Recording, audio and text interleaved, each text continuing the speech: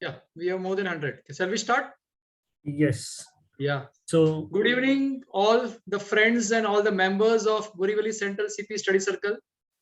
We are very proud to say that today is the 65th meeting of the year of financial year 21-22 and the third meeting for 2022.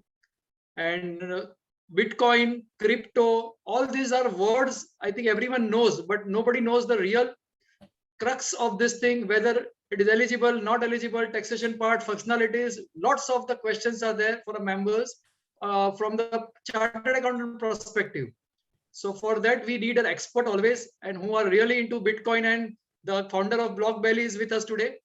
So first of all, I would like to thank Advocate Suril Desai sir and Ankit Jhaveri to please confirm your commitment to this seminar in a very short notice. Thank you very much, sir. On a very short notice, we had planned this seminar, and you are really eager to take this session on any of the day. So thank you very much. Now I would request Vipul sir, the chair of the session today, to please start the proceedings. thank you, Convener Nilesh Bhai. And before we start, I request all of you to kindly stand for our institute's motto.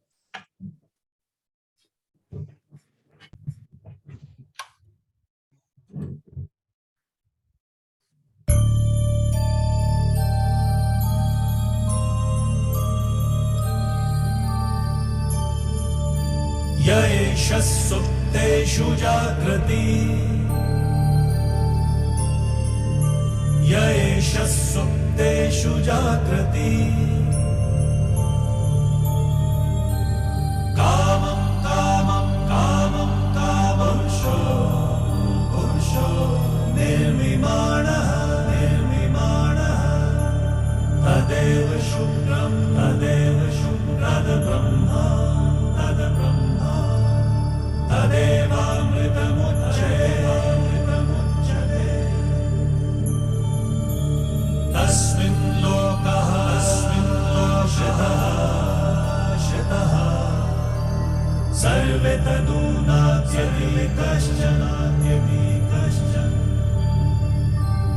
एतद्वैता एतद्वैता एतद्वैता एतद्वैता एतद्वैता एतद्वैता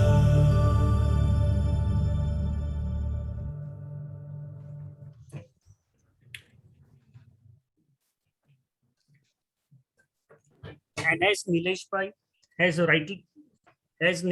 rightly said, we have today two eminent speakers who are Jugalbandis also, Advocate Sunil Bhai and Ankit Bhai. Sir, we welcome you all. And as you know, we are now into crypto world, and during lockdown, I think we have the maximum number of investors from India dealing in Bitcoins, and the number of investors have increased a lot. And before taking much time, I request CA Aman to briefly introduce both the speakers and also present e-momento. Thank you, Vipul sir. So today we have two very eminent speakers with us, Advocate Suril Desai sir and Ankit Jhaveri sir. I would first begin with the introduction of Advocate Suril Desai sir. Suril Desai is an international lawyer based out of the Mumbai office at Nishit Desai Associates. In 2013, he spearheaded the blockchain and cryptocurrency practice alongside the other industry leaders. He stumbled upon Bitcoins while he was researching on privatization of space exploration. He was instantly enthralled by Bitcoins and blockchain's potential impact on global society. Surilji has worked extensively in the field of technology law, fund formation, and the social sector.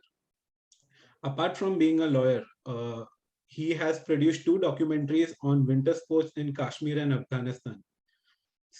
He has been admitted into the Bar Council of Mumbai and Goa.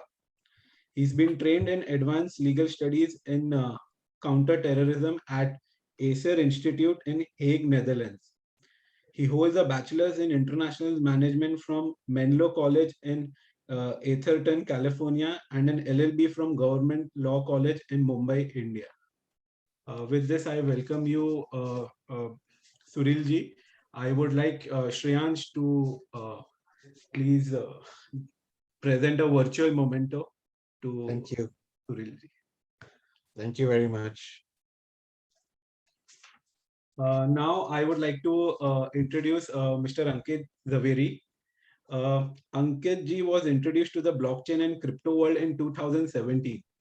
He was with EY in London with their fintech strategy group focusing primarily on blockchain and crypto startups for funding and growth.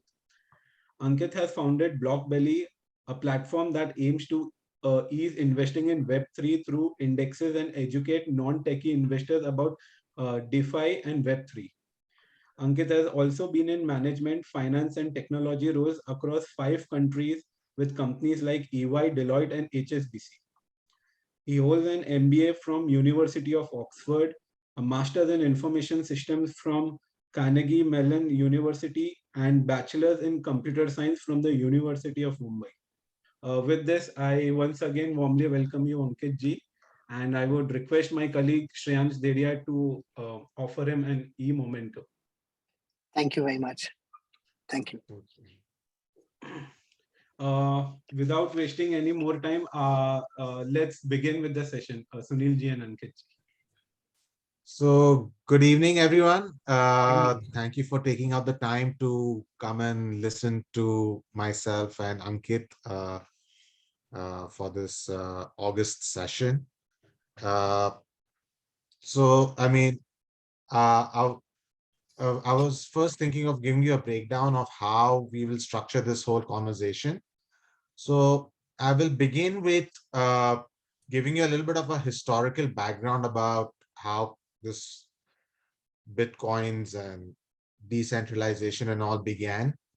And then after I speak a little bit about that, Ankit will actually tell you what Bitcoin is, and he'll go into the details of that. And then after that, we will have free-flowing discussions where Ankit would shoot some questions at me, and we would do a crossfire of Q&A between the two of us. So without further ado, I will begin. So let me begin with a very interesting tweet that I came across a couple of days ago. The tweet said that it took 5,000 years for the price of gold to go from zero to $1,800 per ounce, almost $1,800 to $1,900 per ounce. It took 13 years for Bitcoins to go from $0 to $67,000. So you can see the magnitude of the rate at which, you know, people are getting attracted to this whole new form of asset, if I may call it that, you know. And it is important to realize that why has this happened, right? We have to look at the background, and we have to understand the fact that, you know, if you compare how the whole network systems and how the internet has really changed the way we live, and everything we do, it's prevalent. And now we have Web 3.0 coming in. So internet is even going to get more integrated into our lives. So when I was in the US from 1999 until 2006, I came across this one program which had started in University of Berkeley. It was called SETI. SETI stands for Search for Extraterrestrial Intelligence. It was the first instance of where shared computing power was used to do complex mathematical computing equations. And they were actually searching for extraterrestrial intelligence in outer space. And at that time, we were just, what we used to do is that we used to, you know, our computers most of the time were staying on. So we had to download this software, and all the spare computing power of that CPU would be used in this network. And through this network, they were doing all kinds of outer space research. It was the first instance of decentralized computing. What I mean by decentralized computing is that they didn't have to have a large mainframe computer. Like, like at that time, Watson and all these IBMs were investing heavily in these big mainframe computers. But this was the first instance where ordinary people were just coming together and sharing the computing power, and that was resulting in some form of solutions for some mathematical equations. Fast forward to 2008. What happened in 2008 was very interesting it was a very interesting time, because in 2008, in sometime in between August and September, we had the largest global financial crisis the world has ever witnessed, post the depression of the 1920s. And at that time, people lost a lot of faith in the system, in the basic central banking system. Now, how is the central banking system connected with decentralized, computing for searching things in outer space? Well, it's very interesting, because it was when SETI began, it was done as a it was just done as an experiment, and people were every time you would connect to their servers, you would you for contributing your computational power, you were issued some kind of points, and these points would take you it was not exactly gamification, but it was uh, it was just giving you an incentive to be a part of the network, so you'd reach different membership levels. Now, if you extrapolate that and apply that into the financial world, where we have centralized systems of banking, where the central banks have their own central, ledgers, and which basically, when a banking transaction takes place, it's just some code being exchanged between two banks. Now, if that same system was brought about where peer-to-peer, which means that I can directly send you money and you can send me directly money without the middleman, or as we call the banking system. This was an idea. It was just an idea that it is possible with internet and at the rate at which the technology is developing. So in 2008, after the collapse of Lehman Brothers and Bear Stearns in around September 19th of 2008, literally a month after that, on October 31st, 2008, a pseudonymous entity by the name of Satoshi Nakamoto released a white paper. What was this white paper? It was a very complex it was a combination of computer science and finance. Uh, uh, and it was a white paper which was just put out in the public domain. And because it was put out in the public domain, there was no patent on it. And there was no centralized body that issued it. There was no company behind it. And this white paper came out into the public, and people started exploring it and tried to understand what it's all about. And the concept was peer-to-peer cash system. It was a platform which was being created for that. And the idea was to keep it open source, and so that anyone from the world, anyone anywhere in the world can explore it and experiment with it. And then in January of 2009, on January 3rd, the first Bitcoin came into existence. Now, this was called the Genesis block. And the first message on the Genesis block was that it was a headline from the very prominent English newspaper called the Times. And it said that chancellor on the verge of giving a bailout to the banks, and it was the and so these bailouts were being doled out. I mean, almost $700 billion in bailouts were doled out in those days, and there was lot of people were really upset. Ordinary people were very upset with the way this dolouts were being made, because while the ordinary citizens were being subject to foreclosures and things like that, all the big banks were receiving bailouts, and people were questioning that why isn't the bailout going directly to the people and it's going to intermediaries. And this really spurred the interest in cryptocurrencies. And in 2009, Bitcoin was available. So for $1, you could buy 1,500 Bitcoins, almost 1,500 Bitcoins. Why was there so much excitement about it? Even why, and you have to remember that the earliest adopters of this technology were people who were on fringes of society.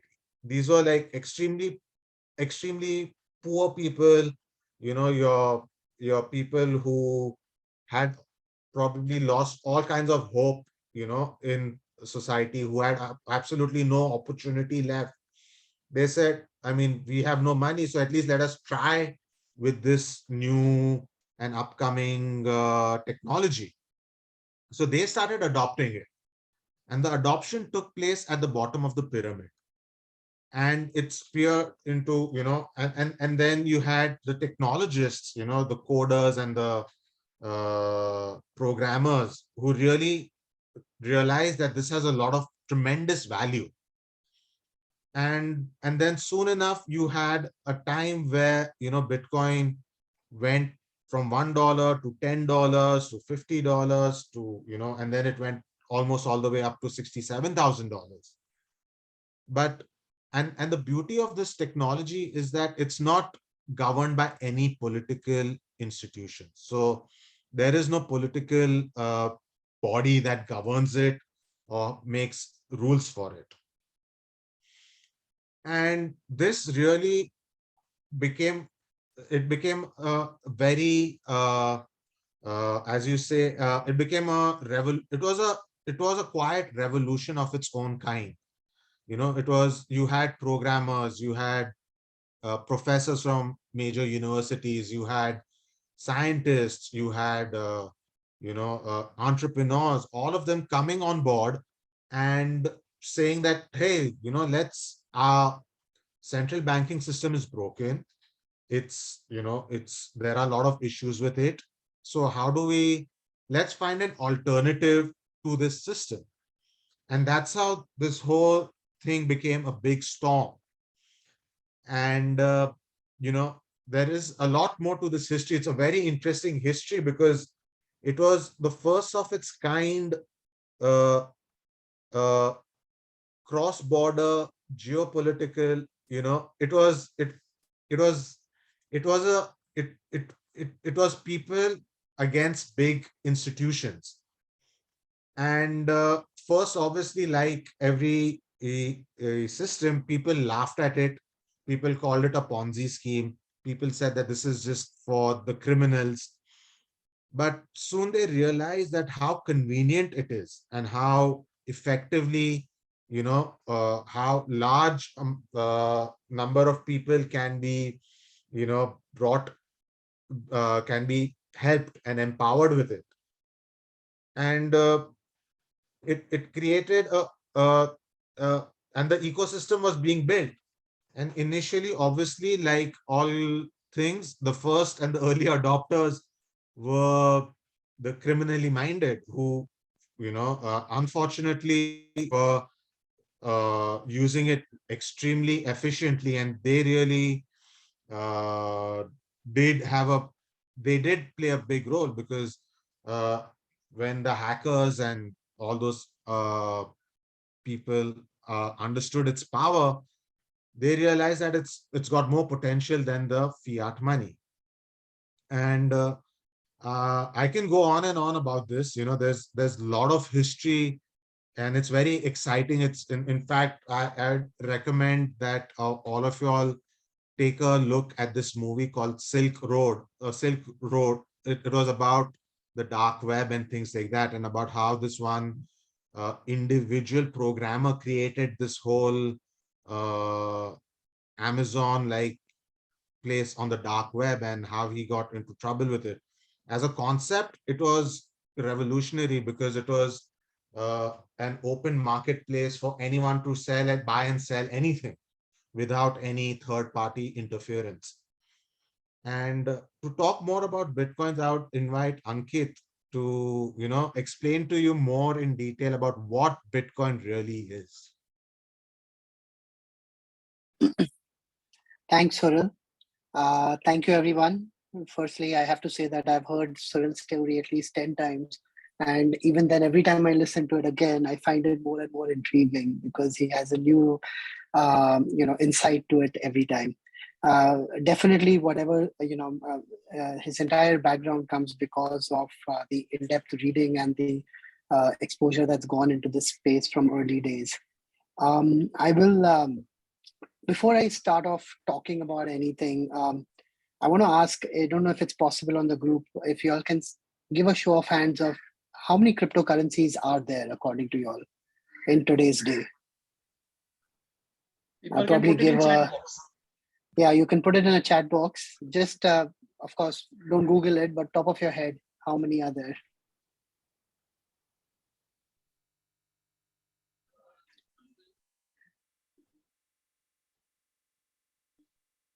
Okay, so as the answers come in, you can see that there is a huge variety from 48 to 33,000, right?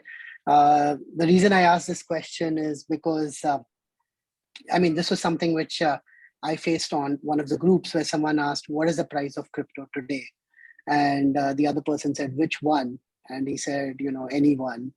And it was difficult for the person to understand that there are actually, as per today, when I last checked, were 17,000 coins. Now, each of these 17,000 coins has its own story, history, and everything or utility behind it.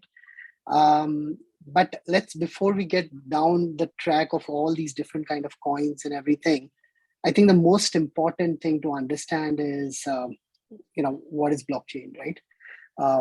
What is blockchain? What is BTC? What is Ethereum? Everything.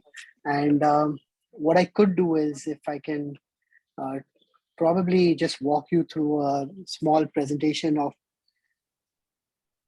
what this whole space is. And of course, feel free to ask any questions, whatever is required. We can leave that for, is that okay if we leave the question and answers for post the presentation? Yes, definitely, sir. Okay, all right. Yeah, So before I start the presentation, I want to apologize that this is not a very corporate looking presentation. It's a more fun presentation. So probably apt for a Sunday or Saturday afternoon, evening. It's basically the whole idea. You've given a brief description about me, and I'll kind of tell you, more than the what's written on the page, I'll tell you how I stumbled upon this thing. I actually, in 2017, I attended a lecture which is quite similar to this, but that was back in London. And to be honest, after I sat for the lecture, I didn't understand anything.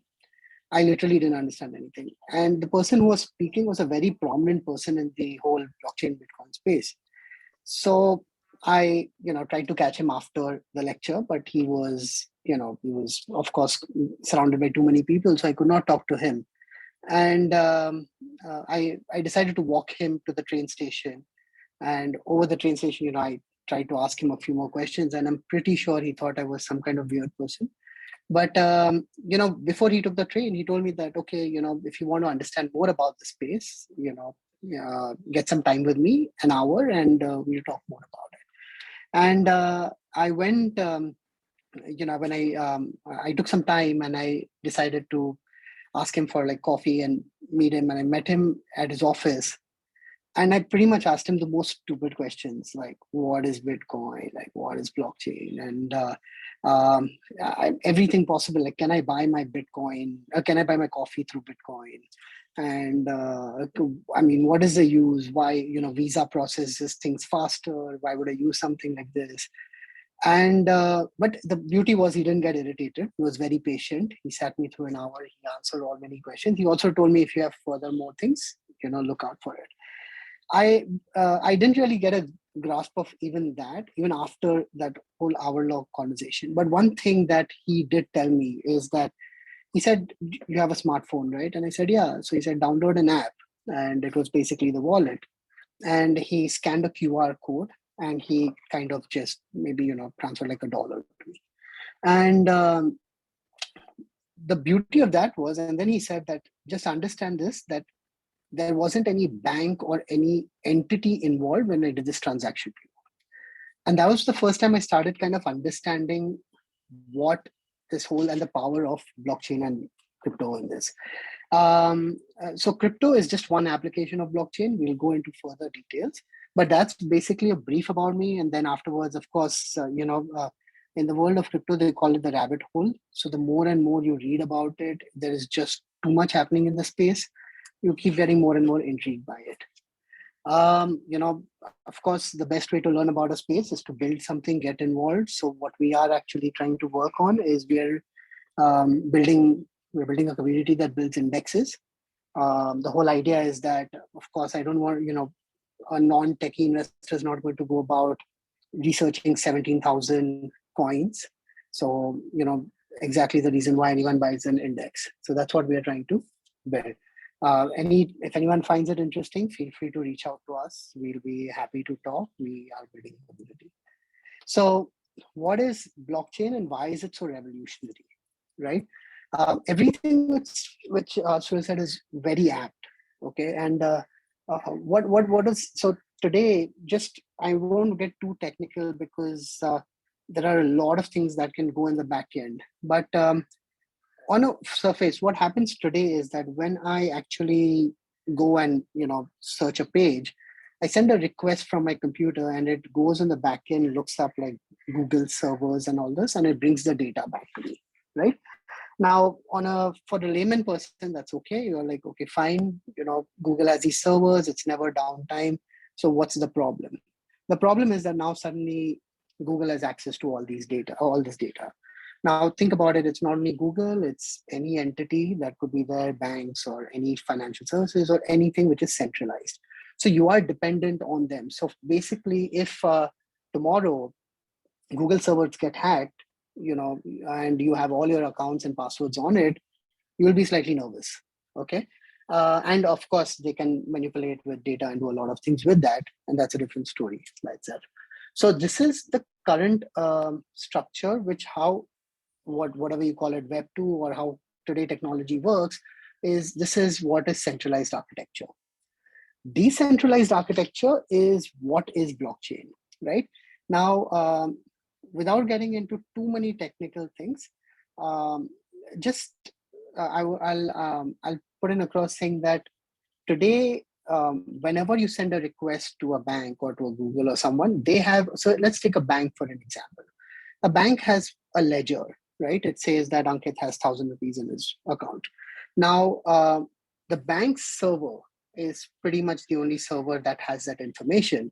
And tomorrow, if the bank faces downtime, and actually this is, as we speak, this week itself, one of our banks was facing a downtime, because of which, even though I had, say, funds in my account, I want to transfer to someone, I could not, because that particular bank's servers were down. And so what happens is you're dependent on one particular entity for this. What decentralized does is, decentralized technology is basically any computer, any device which is out there is now a server, okay? And what it can do is it can participate and become a part of the blockchain. What this means is that, in a very simple word, is that each of these computers will hold a copy of the ledger. So Ankit has 1,000 rupees is on computer A, B, C, D. It's reflected across millions of computers around the globe. What happens is the way all this is maintained, particularly Bitcoin and what they call as proof of work, is that all these computers, and what the white paper also says, is what they do is they put up a very complex mathematical problem for these computers to solve. And the computer that solves it the first raises a flag and says that I'm the winner. And because I'm the winner, I will store the latest ledger. So say, for example, I had to give 50 rupees to Suril and I put it through a blockchain. That transaction gets recorded and puts into a block and is stored by one of these servers. Now, because this server has solved the problem first, it tells all the other servers to kind of mimic the same ledger across all the computers. And because it mimics the same ledger, now every computer has the same, every computer, server, device has the same ledger at any point of time. The beauty of this is now at any point of time, I cannot go or no hacker can go and, manipulate hundreds of millions of computers. No downtime can happen to like millions of computers at the same time. So this technology becomes extremely powerful. You may have heard of mining and all those things. So basically in the world of proof of work, the way it works is that every time whoever the computer that solves the problem first, that raises this thing, the network rewards it by giving it a Bitcoin, right? And that's what is mining. So that's why you may hear, so if you have a computer, you can say that you can just download a software and keep it for mining. The odds are that you will not get a coin because there are many fast computers out there that are basically warehouses of computers that are there, and the amount of processing time and power has to be compensated with the amount of energy and electricity and ventilation, cooling, and all that stuff. The economics have to match up to the reward. Of course, there is a lot of more detail that can go into this, but this is pretty much what is on top of what decentralized servers are. And now there are millions of computers that have a pretty much the same ledger. Now, the reason the name blockchain is because every transaction, say I have transferred to Suril, I've transferred to Vipul by 100 rupees, right? Each of those transactions become a transaction ID and they're packed together and put into a block. And that block is kind of stored in the ledger. So now that's why it's block. And the reason it's chain is because each of these blocks are linked together with one another. And that's why it becomes a block chain. And the beauty of this is that at any point of time, the chain, I can trace back every transaction. So this becomes extremely powerful because now I can go down to the source. So what Suril mentioned about Genesis block.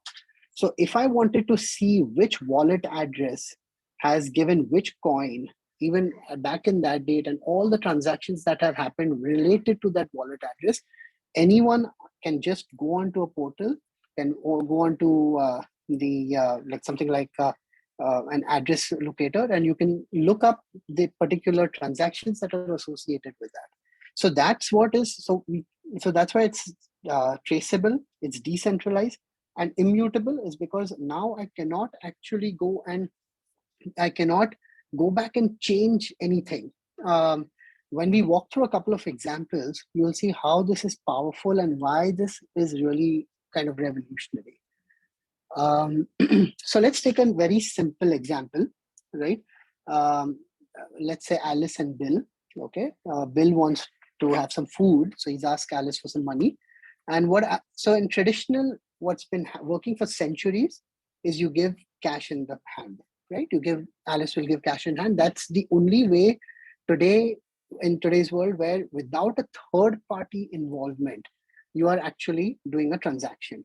But of course, everyone on this call knows that cash has its own downsides. So because of which people prefer to have intermediaries, which are banks. So now say, for example, Alice wants to send money to Bill. She has to put in a request to her bank has to put in a request and to Bill's bank, and then the money gets transferred to Bill. Now you've got two institutions involved. Every time there is an intermediary, somehow or the other, there is expense involved, and there is a third party risk which gets involved into it, right? So in a day-to-day, so this is a very simple example, but now think about international transfers, okay? We're living in a world now where COVID has proved it that, literally borders will eventually not make a difference. Now, if I want to do transactions, and this, most of the transactions in financial world, because they go from one bank to another bank to another bank, they have the time of T+1 or T+2 sometimes. But using this technology, it's as fast as 10 minutes, right? And anyone who's connected to the internet can actually go back and look at this transaction, whether it's got confirmed or not. So that's one of the reasons this thing becomes extremely powerful. Now, I'll introduce two more people in this, which is like Mr. IT and Mr. Fraud.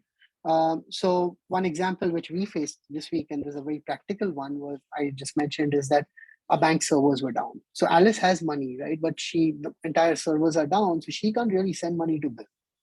And the same thing is with in Bill's case, is that now if one of the banks and when I put Mr. Fraud, it's not only a hacker, or sometimes it could be people from within the entity itself. A very good example is money printing, right? So what has happened is that, of course, a lot of over the last few years, a lot of additional money has gone into the system. And this has come primarily because banks have introduced money. So the whole idea of this was, the moment you remove this, and one thing which I would like to talk about Bitcoin and everything is also, Bitcoin is not inflationary. So what that means is that you have only 21 million Bitcoins that will ever be mined. Okay. Now this is particularly just Bitcoin. All cryptocurrencies have their own tokenomics, but in case of Bitcoin, 21 million coins is the only that will be mined. And once you hit 21 million, it basically plays on demand and supply. So however, if we have another phase of 2008 or COVID, if you want to print more and more Bitcoin, you will not be able to do it because it's all mathematically and it's all computerized. This becomes even more interesting because you can now consider it as a store of value. In the traditional world, store of value was pretty much like gold, right? But in today's world now, if I want a digital store of value, I could probably look at Bitcoin, which is what is right now. The reason you're seeing a huge flux is because people are seeing that as a comparative store of value. The fact of, I read a very interesting paper. Think of it that you are in the lockdown, midst of the lockdown, and you wanted to send gold to someone physically, right? Now imagine how logistically difficult it is. You need to take care of security, make sure everything is aligned and everything, to make sure that the asset reaches the other person. But in the case of, if I replace that same asset class with Bitcoin, it's literally a matter of 2 clicks, and the same value gets into someone's wallet address. So that's one of the reasons why store of value is a really good use case, particularly for Bitcoin. So I think blockchain particularly. So let's talk more than currencies, right? So blockchain is, cryptocurrency is just one application of blockchain. Okay, and we're just literally at the start of this. I'm going to put 2 guys in the picture, Charlie and Donald. Okay, so Donald, because Donald always likes buying real estate. So today is assume that Charlie wants to buy real estate. Okay, he wants to buy a house. He gives the only way where he can do it directly is through a cash transaction, but we all know why it's not very good for that. But if he wants to, in today's world, if he wants to transfer it through buy a real estate property, he has to go through banks, he has to go through institutions which are registration agencies and everything, and third-party people like brokers and all. Now, let's assume I want to check if I'm buying, if if Charlie's selling this house to Donald, and Donald wants to look at like, what is the history of this house? You know, who owned this land? Where is it? Who is it? Is he the right person who's entitled to it? And this is it's a real world use cases, because there is always an discrepancy where, you know, some records have at some point been altered and changed, and maybe, you know, someone has gone to a registration office in this, and sometimes wills are not properly done. So because of this, you know, you can you cannot Donald cannot actually, even if he finds a piece of paper, he can never be sure that you know, about 3 decades or 4 decades or 5 decades back, that property was particularly owned by Charlie or his family or whoever it is, right? Also, I mean, what happens if the registration office just catches fire, right? Or and why do I have to deal with what if the broker plays a role in spoiling the deal? So this whole third party part can now be removed, because imagine having your registration entitlement deeds onto the blockchain. Okay, if it's put in there, pretty much you can look back in time and see that this is immutable. No one can actually change this. This is traceable. You can actually go down and trace who owns what property, and it's open to anyone. So all the third parties involved will pretty much get will not hold an active role in this.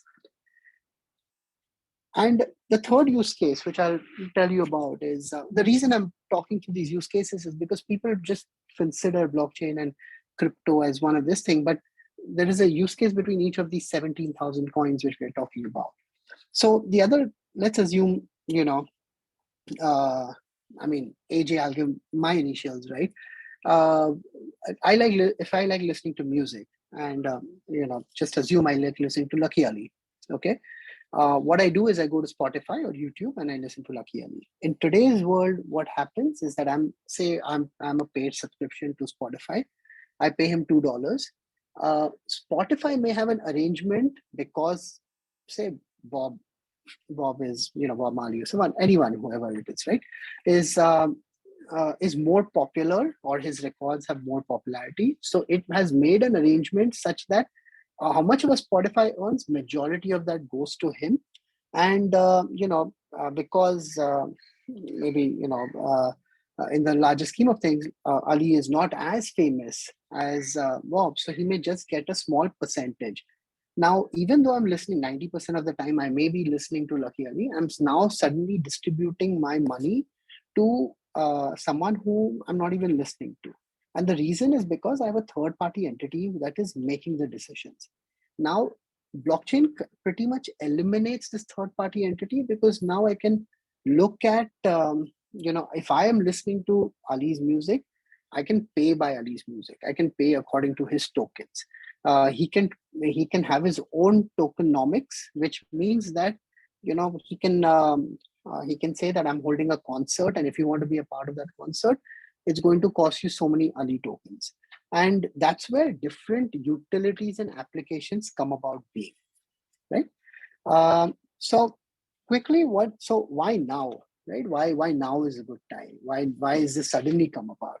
It's pretty much for, you know, I mean, it's not limited to this, but of course there are many reasons for this. Firstly is that we have like centralized institutions, which we've spoken about, which have too much power in it, right? And they can do a lot of things in terms of change the environment. Second is inflation. Is, again, we spoke about money printing. We spoke about things which can have a huge impact on the macroeconomics. Data centralization is, you know, all your big tech companies are sitting on all our data. You like it or not, they know more about you than you know about yourself, right? And the other thing is that there's a lot of technical development that's happened. Now, suddenly, in the world of tech, or even in the world of pretty much everything, borders will not, you know, will not be relevant beyond a point. The reason is that you know, COVID has got us 10 years faster, and you know, I could be a male, female, I could be 14 years, I could be 40 years. It doesn't really matter, as long as I do quality work and I give it to someone that really wants that quality work. Now, a really good example is that, there are developers pretty much in different parts of the world, Eastern Europe, Ukraine, and everywhere, where, they'll do some kind of work for you, and they'll do some programming work for you. And instead of you going down the route of doing a bank transfer and everything, you could just reward them for their work in Bitcoin or any other cryptocurrency, right? We are now much more globally connected, and it's very evident that anyone who has kids on this call will know that the future generation, particularly the kids that have been through COVID, are now very, very comfortable with devices. So, and now they will look at faster solutions rather than a more tedious looking solution. One very interesting thing, this is a study that I came across, is that particularly this is in the US, what's happening is that in the US, for those that may not know, baby boomers was the generation that was probably before a generation of mine. And that generation is now reaching an age of about 51 to 69, which means they are retiring. And they are transitioning this wealth to the next generation.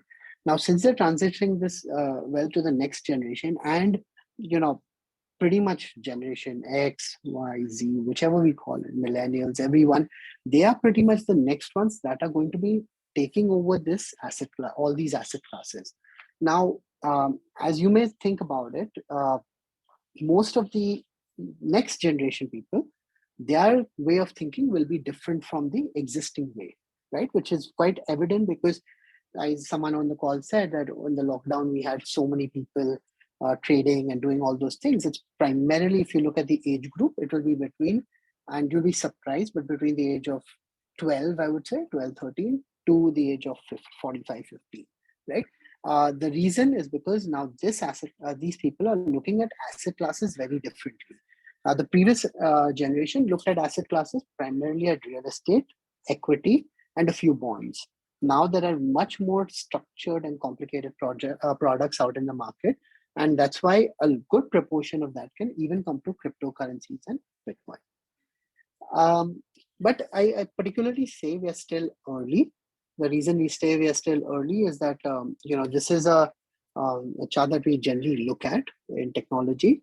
So a successful and a good technology is when you are at the laggards, which is when, so I would say WhatsApp is a very good technology, because laggards is, I would consider anyone as grandparents or moms that can use that technology. If the laggards have caught up to it, you're very good. We're still early on because we still don't have an iPhone moment. So that is a moment when things will become it will be looking back, iPhone or Amazon moment, where looking back, it'll become very obvious, right? And Suril also mentioned very nicely that in we would consider ourselves as being in the late 1990s or the early 2000s. And back then, people could have challenged a lot of things, saying that, you're going to have newspapers. Why would you need the internet? You're going to have radios. Why would you need the internet? But in hindsight, it all makes sense. So we're still early. We're still trying to figure a lot of things out. But having said that, there's a huge transition which is now happening from just the innovator phase, which was in 2013, to now like the early adopters phase, right? I'll take about 5-10 minutes more. Is that okay? Yes, sir. Will do. Okay. All right. So basically, let's. I hope that I haven't lost you all through this conversation, but if you've reached so far, we can talk about BTC, ETH, and everything. So BTC is basically a store of value, right? And the beauty is that, of course, now we have this blockchain technology, and you can build on top of that. And a very good example that I can think of is, like, think of it as an Excel, right? You can, at any point of time, you can say that this address holds so much of BTC, and the total of everyone holding the BTC is 21 million, right? Out of 21 million right now, all of it is not even mined. But the day it all gets mined, you will have this Excel where everyone says that so much is held by each individual, each wallet address. what happened revolutionary in 2017-18 was that so the challenge with Bitcoin is that it's not programmable. And what I mean by that is that you can have this Excel, but you can't do too much with it. But when Ethereum came into the picture, Ethereum was when you could program the blockchain. So all these applications which I spoke to you about, where land entitlement and then audio streaming and then sending money to this all is possible because of a programmable blockchain. And what happens in a programmable blockchain is that I can pretty much have wallet addresses, and I can put something called smart contracts, where you can design predefined things such as, say, for example, a particular transaction, when it is done and it says okay, automatically funds or the reward for that particular transaction gets deposited into each one's accounts, right? That's the most basic thing I can say, but you can do a lot of things with smart contracts, which is you can program, to put it very simply, it's literally like programming the internet. So you can have a lot of different applications that use cases that can be possible, which will in the future eliminate a lot of third parties that are involved. An example could be automatic clearance of duty payments and things of those things. And I know this because back at some point, I remember EY was working on a use case similar to that with Maersk, where they were trying to figure out that if a consignment came from a particular area onto a port, and at that point of time, if the consignment landed and there was an approval, automatically the duties are paid and everything without any third party involved in it, right? But what happened with Ethereum was that, and what's still the challenge with Ethereum is that it's extremely popular and it has a very strong developer community. People are building a lot of technologies on it, but the gas fees or the transaction fee is extremely high.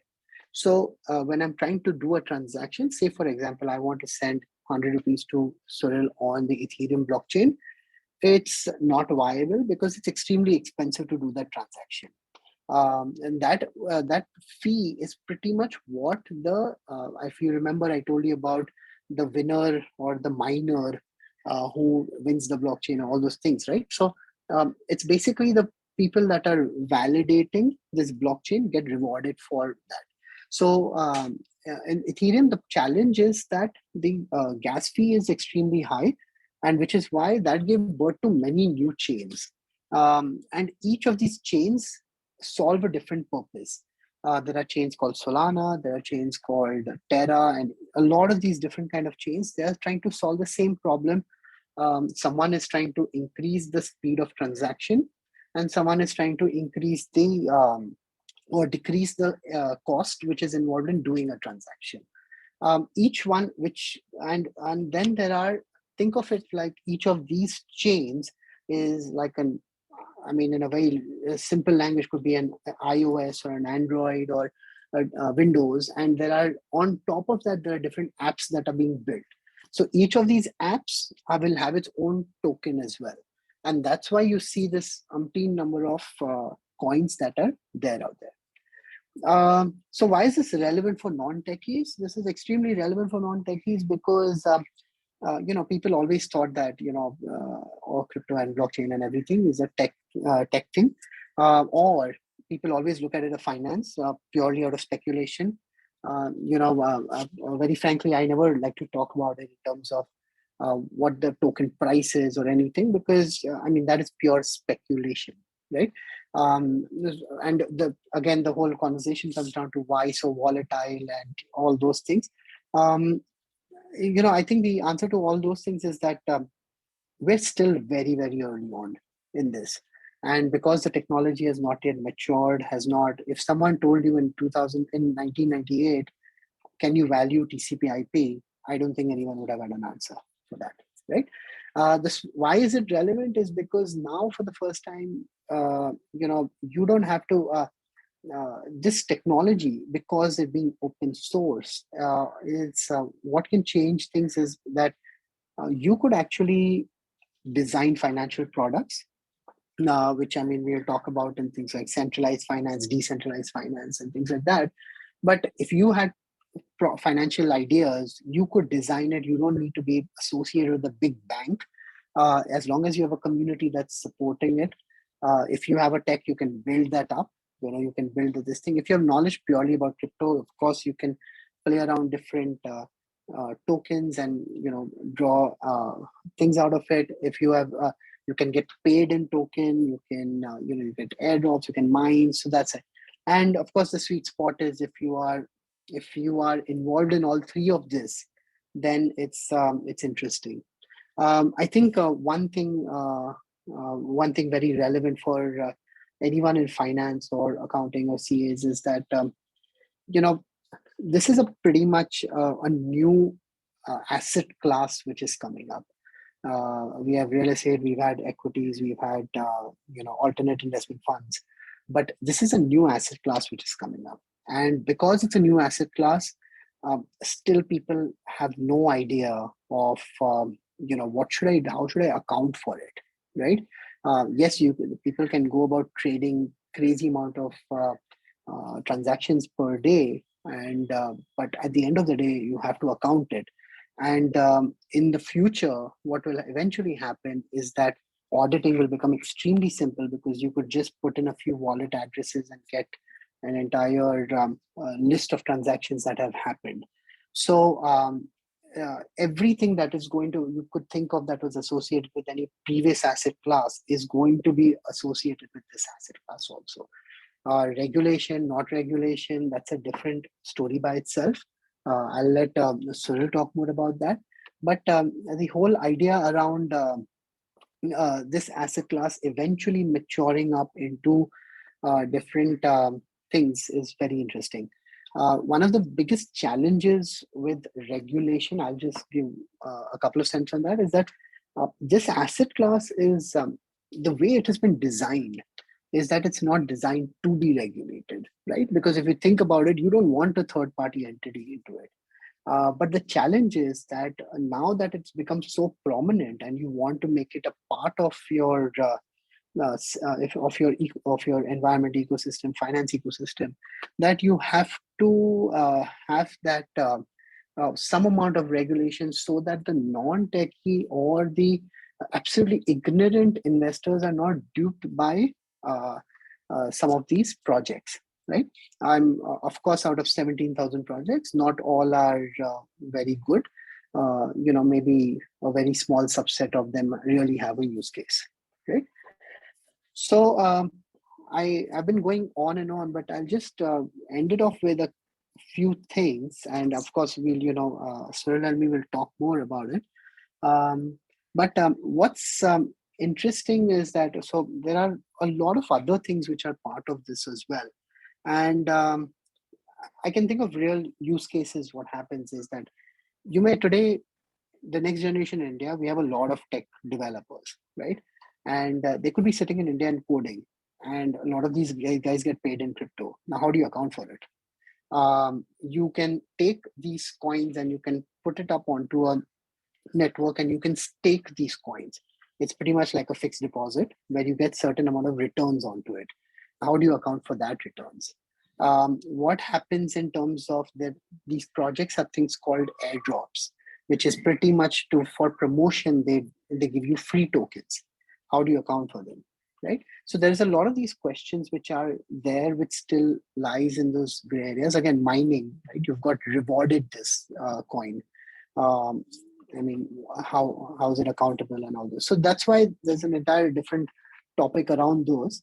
But what happens I'll just quickly run through these few acronyms that you may have heard. And then, of course, we'll switch the conversation to Suril and talk more. But so what is CFI? CFI is centralized finance. So what centralized finance is? So there are three verticals which have opened up. One is traditional finance, which is how business is done today. Centralized finance is when I go onto these tokens, when I buy these tokens, and when I go onto exchanges and I buy, buy these tokens of these exchanges. And then I have decentralized finance, which is nothing to do with these exchanges. So let me give you an example. So today, for example, when you go and buy off CoinDCX or Binance or whichever of or CoinSwitch Kuber, that is centralized finance, because at the end of the day, you're still dependent on an exchange. And if that exchange tomorrow, say for any regulatory matters or because of lack of liquidity, dissolves, your tokens are lost, right? Because they still hold the custody, or they're the custodians for your tokens. But in decentralized finance, you are pretty much your own bank, which means that you will have either a soft wallet or a hard wallet, and that is where you can store your tokens by itself. Suril, when you talk about this, we can literally talk in depth about each of these topics, but in the interest of time, we will not. But very quickly is what are NFTs? NFTs are non-fungible tokens. Non-fungible tokens are the word comes from, so fungible is something which you can associate a value with. So basically, if if you say a 100 rupee note is 100 rupee note because you can associate a value with it. But how a piece of art, it changes over a period of time, because when there's a demand for it, it may be high, sometimes it may be low. So because there is no value, particular one single value that can be associated with it, it's called a non-fungible, and it's a token, right? How it can work, what are the use cases? I mean, it's quite interesting. There are a lot of things which could, any document that you can think of in the future can become an NFT. Think of college degrees to, paintings, to anything which is something which cannot be altered is going to be an NFT in the future. Now, what are social tokens? Social tokens are pretty much, think of it, we spoke about the musicians, right? Ali and, whoever their musicians are. Now, in the future, what can actually happen is that if I am very, if I'm a very well-known celebrity, or if I know that I have a big community that's following me, let's take, for example, Sachin Tendulkar, right? At the peak of his time, he could have issued social tokens, right? So that is basically, imagine having a token called 10 or something like that, right? And that token can be now bought. And so what is the use of this token, right? Maybe he could have auctioned the token off, saying that a meeting with me costs so many tokens. So now that you have this token, you can kind of meet him. There are interesting projects that are doing this with football clubs. There are artists that are building these things, where what happens is that now, if I'm sitting in Japan, but I like Barcelona, FC Barcelona, and if I want to kind of not just sit on a TV and watch it, but I want to be a part of the community that's actually doing this. So what they did is they actually ran an entire thing where they wanted to design a jersey color. And instead of 10 people sitting in a room, they said that if you want to vote for what color it should be, you need these social tokens of FCB, which you can use to vote for it. And what are DAOs? DAOs are basically decentralized autonomous organizations. It's another beast by itself. It's basically how future of organizations are looking to look like. What that means is that you do not, basically your community will, you will have a role in your community, and it's a more democratic way of working, where people will not be just full-time associated to an organization, but they could give certain amount of times, and they could give their value to it, and have certain tokens to decide which way a company goes. This is very useful because now large-scale organizations don't just become dependent on a CEO or a small boardroom, but it's a more democratic way of doing things.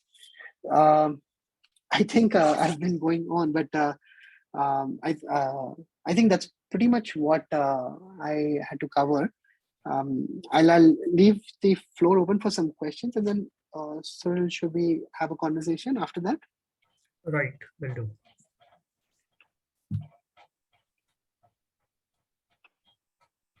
So as Ankit explained he gave a great overview of what's happening in the blockchain space and the crypto space and how these two, they are separate, but they're still interrelated. And the thing is that you can have a blockchain without, it's like crypto is to blockchain what websites are to the internet. You have to remember that. So on the blockchain, the idea is that we are entering a whole new era where you know money is being redefined. What is money? That is being questioned. Is money the money that's being issued by the governments? Is that only money? But now you have an alternative where individuals can issue their own money, which can be used by their communities and so on and so forth. And this, if you read the Bitcoin white paper and understand it, it is possible for anyone anywhere in the world to create their own token. It allows you to you know build, like for example, when the HTML code came out, it was just a code, right? And based on that simple code, you have millions and millions of websites today, which are based on the HTML. And similarly, with this Bitcoin white paper, you can have millions and millions of new tokens. And the other interesting area is that, this is it's we are kind of uh, going back in time, where you can have a token, where we are going back to times of if you look at the evolution of money, it started with barter, where we would exchange potatoes for onions, or we would exchange uh, bananas for fish, and so on and so forth. And then after that came things like cowrie shells and stones, precious stones, which were being exchanged.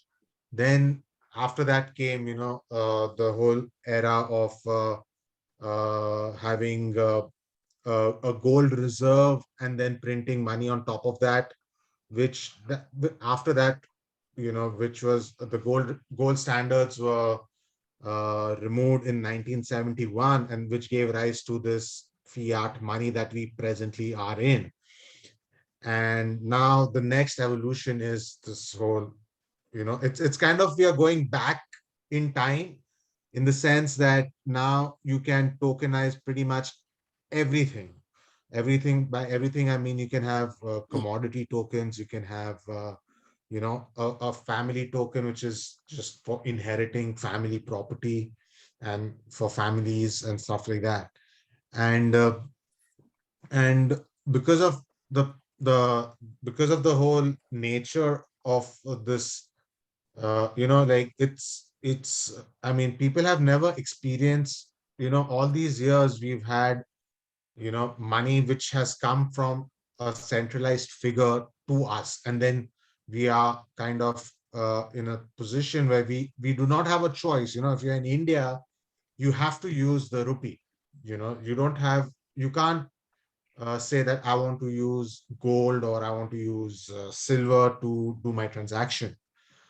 But now so in an essence, what's happening is that the institutions and the systems of the past are kind of coming back into modern society. So even if you look at DAOs in a simplistic form are nothing but guilds. They're simple in a simplistic way, like how we had guilds and how we had things like that. That's what DAOs are.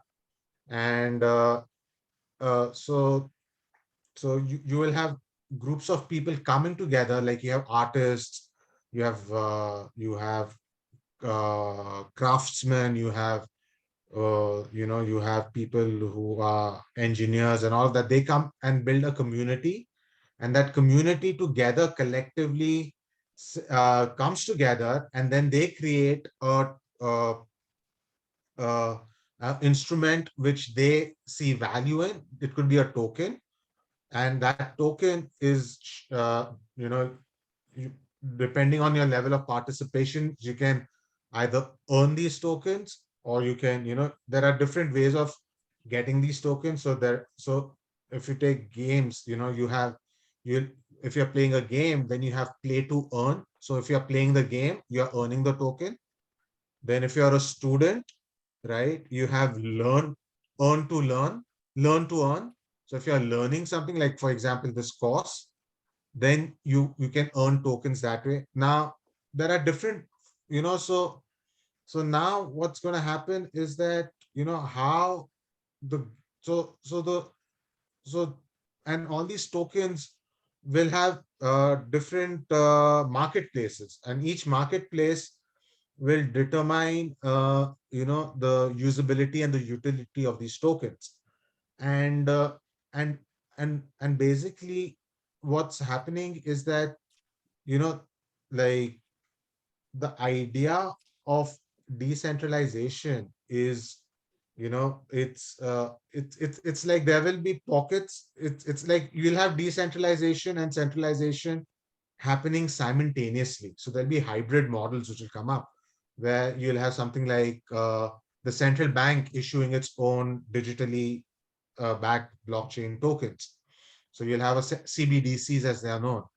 And once those come into play, then again, you're incorporating the elements of this decentralization into a centralized system. And it's very important that, when you're looking at this whole new evolution of money, money is the whole concept of money. What is money? That is what we have to really, is money just a utility, or is it just, something that everyone has the same, looks at it and says it's the same value?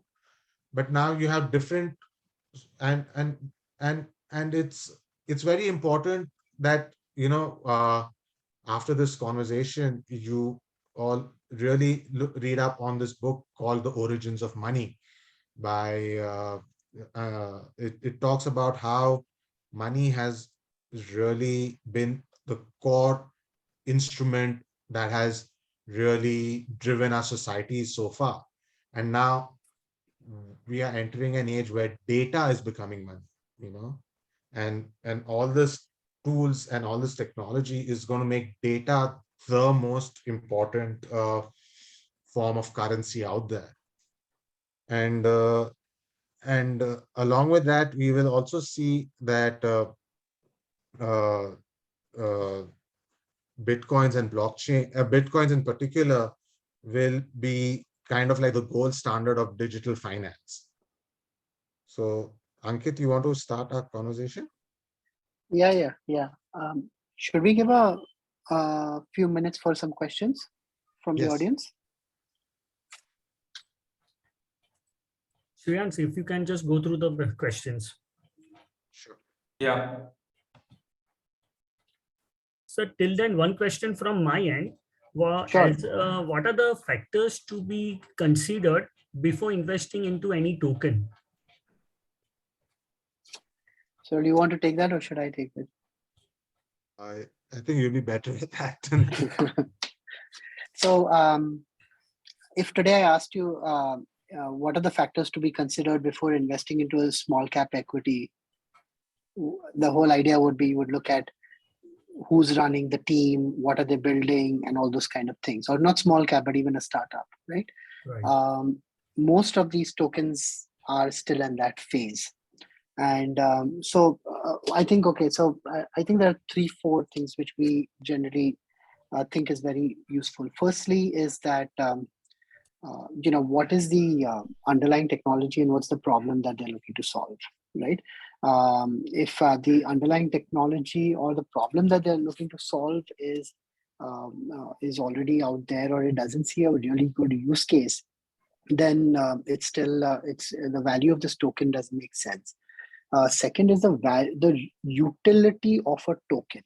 What happens is today, today tokens are have different utilities. The reason is that there are different. So, for example, Bitcoin is a store of value, right?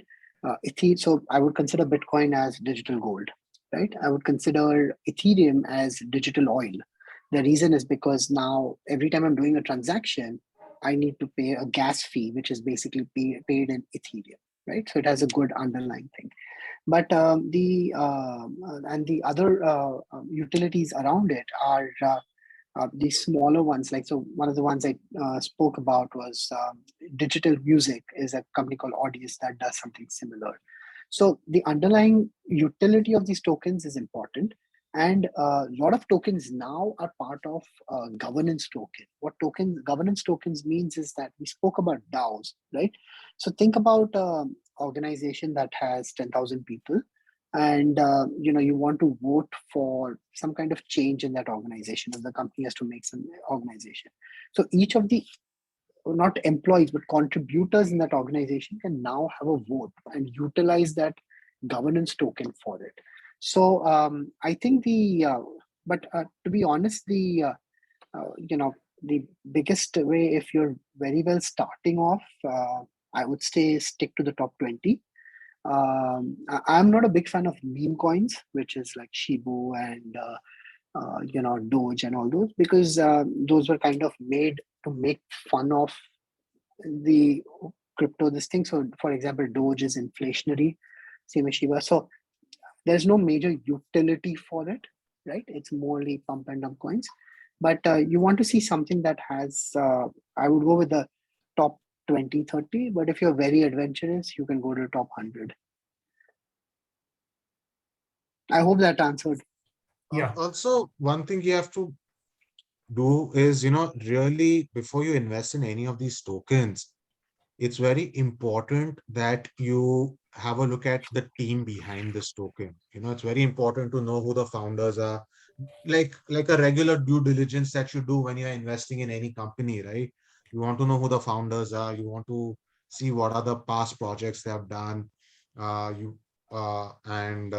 It's what we call in it, do your own research. Do in-depth research, because it's very easy to get enamored by people saying, oh, we've got 100 million tokens. When you read those numbers, your mind usually thinks that, oh, 100 million is a big number, and you start associating it with a lot of value. But it's important. I mean, I can have 100 million of Shiba Inu coins, but the value is really not there. There's no real utility for it. And it's important to also read up on what the tokenomics of the project are, like, which means that how are these tokens being issued? What are they being used for? If you're buying in early, what is that? Like, say if you're buying 100 of Ethereum in its earlier days, so at that point, what is the whole, it's important to read up on the project that attracts you. It's and then if you're convinced, then take and then it's risk capital. It's a very, cryptos are extremely volatile. It's like you can see the price go up and down, as you must have seen lately. It can go up and down $5,000-6,000 in one day, especially when it comes to Bitcoins and things like that. And one of the mantras that is very prevalent in crypto investing is that if you are expecting 600% profits, be ready for 50 to 60% drop in prices. And only put in money with, because it's a still evolving thing.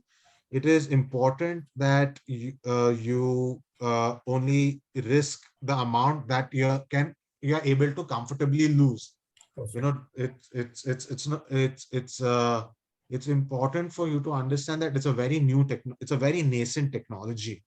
I mean, there is, now there is a lot of, everyone is going extremely crazy over NFTs and all these new, every day there is something new that's coming up in the whole crypto space, and it's very hard to keep up with it. And there are like at least 5 to 10 new tokens which are being launched every other day, and all of them come up with beautiful white papers, beautiful, marketing around it.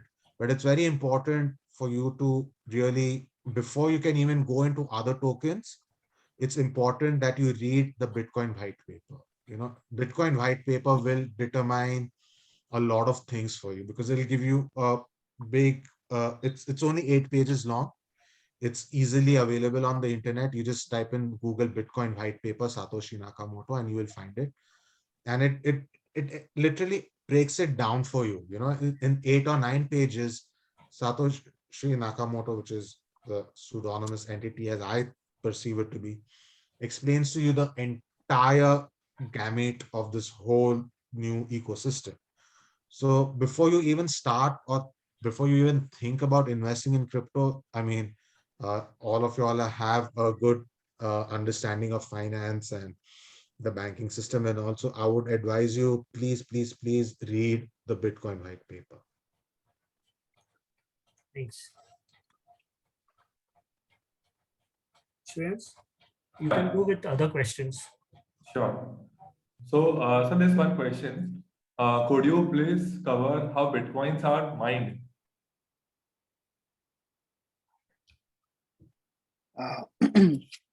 Should I take that? Yeah, take it. Okay. So I'll just. So the way basically how Bitcoin works on a principle called proof of work, right? And proof of work is something which is now kind of changing from, it's changing to proof of stake and other things of that sort. What proof of work basically means is that today, for example, if you have a computer, you can download a software and you can mine it and get Bitcoin by yourself. Okay, it's very simple. It's anyone can participate onto it, but the whole set, what they have done is there are a network of servers that are already been put to use in China, in all the colder places like Canada, Iceland, Georgia. The reason is because it has to be done in a more economical way, where your electricity is the cheapest and you have cooler conditions, so that your processors don't take that much time to get this thing. Now, that's the technical thing, but basically how Bitcoins are mined is, we had that whole, if you remember, I spoke about an algorithmic problem is set at every 10 minutes on the chain. So whoever wins that, whoever can solve that problem the fastest, that computer basically raises a flag saying that I have solved this problem.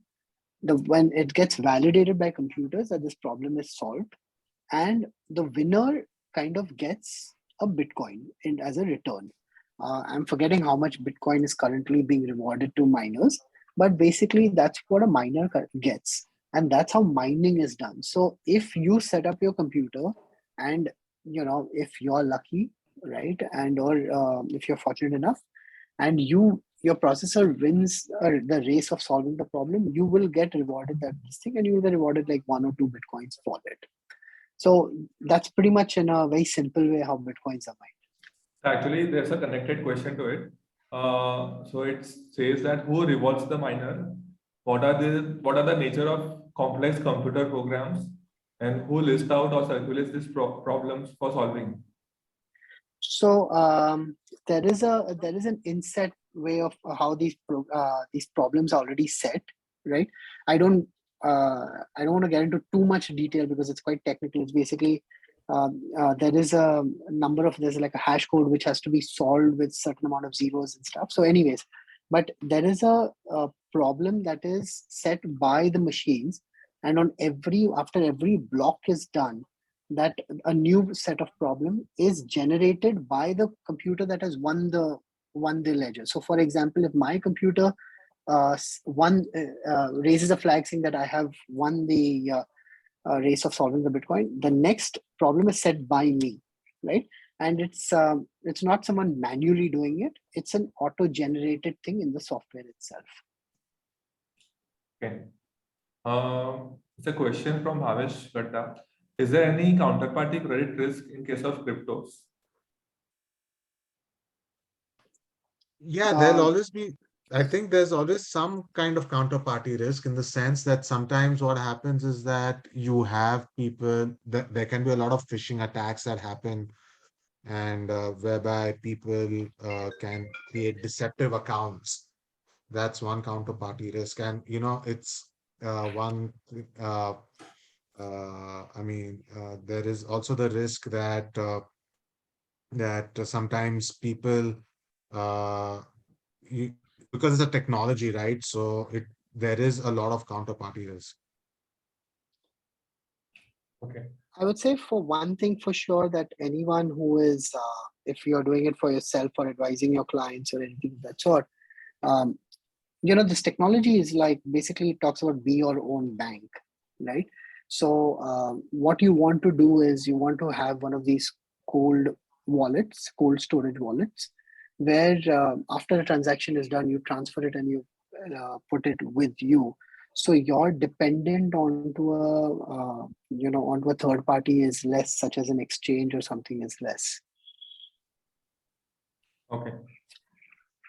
So next question is, everything looks German and without any tangible assets.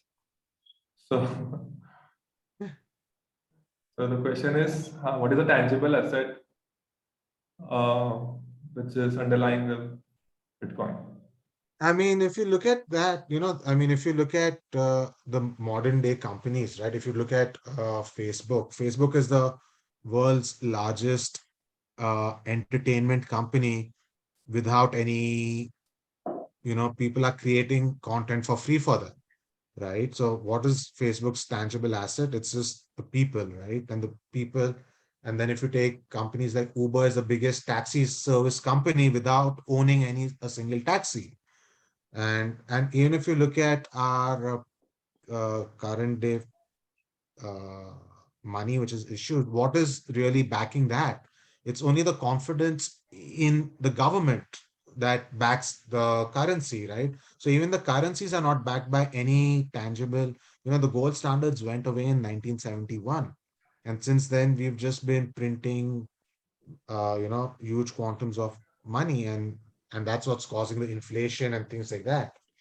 So, I mean, the the the real tangibility of the Bitcoin is the number of people in the whole crypto, is the network. It's a network effect. Like, what is the tangible asset behind internet? It's just code, right? It's just a few lines of code which have and which has created this whole system where we can communicate and transfer capital, right? So it's the confidence in the code that's really the real asset.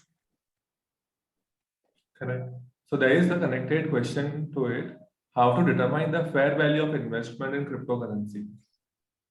So if you look at I can talk it from the perspective of Bitcoin. Okay. So if you look at the price of Bitcoin in 2009, where you could buy 1,500 Bitcoins for about $1, right? And if you extrapolate that to present day, where it's almost 35 to $40,000 for one Bitcoin, right? And then in between, what has happened, you've seen the Federal Reserve in the US has printed, I think, almost close to $8 to $10 trillion since then, right? So a lot of that money which has been printed needs to chase new assets. So if you can create a chart which compares, depending on how many dollars were in circulation at the start of Bit. So you have a starting point for Bitcoin, which was zero, right? People got it for free in 2008, 2009, and literally for free, right? And then you have the end date, which can be the price today. And in between, you have to look at all the other financial, if you bring in the element of the stock market booms and busts, and then you look at the amount of dollars that have been printed. So you can actually map it out on a Excel or something like that and literally pinpoint, it's possible. It's a lot of work, but it is possible. I can, so I can, so I'll tell you, to be the very frank answer is that it's very difficult to track the value, to get a real value or asset to it. The only way you can do it is by having comparables, right? And on seeing the utility for it and seeing how much or how many of these tokens are available. The challenge is that it's very difficult for a retail investor to go in and do all this kind of research because it has too many things associated to it. So I'll tell you, for example, I saw there's a very interesting paper by the Wilkenwas brothers who currently own Gemini, and Wilkenwas brothers are the ones that actually kind of disputedly founded Facebook with Mark Zuckerberg. Right, so they got into Bitcoin, and in the lockdown, they had written a paper saying there is a case for $500,000 for Bitcoin. The reason their theory is that at some day, Bitcoin will kind of be comparable to gold, and that's after. And so, if I take a market cap of $9 trillion, which is what gold is sitting at today, and if I do a comparison to that, then we are talking about $500,000. Now, is really Bitcoin that good that it can do a comparable to gold in the future? Yes, no, we don't know, right? The underlying one step further is the other cryptos. It's more and more difficult to figure it out because, like for example, Ethereum. How do you? It's basically all these coins are based on demand and supply, and how do you know if these coins are being utilized or what is the utility for it? So in case of Ethereum, the more and more developers or more and more transactions happen to it, the more gas you'll use or more transaction fee you'll use. So that means you will require more and more Ether coins. And if those coins are not available, then the price of it will constantly go up. So each of them will have different, different metrics. But it's, to be honest, very difficult to come up with what is the right value, is it fair or not, and a lot of it is, to be honest, still plays on speculation.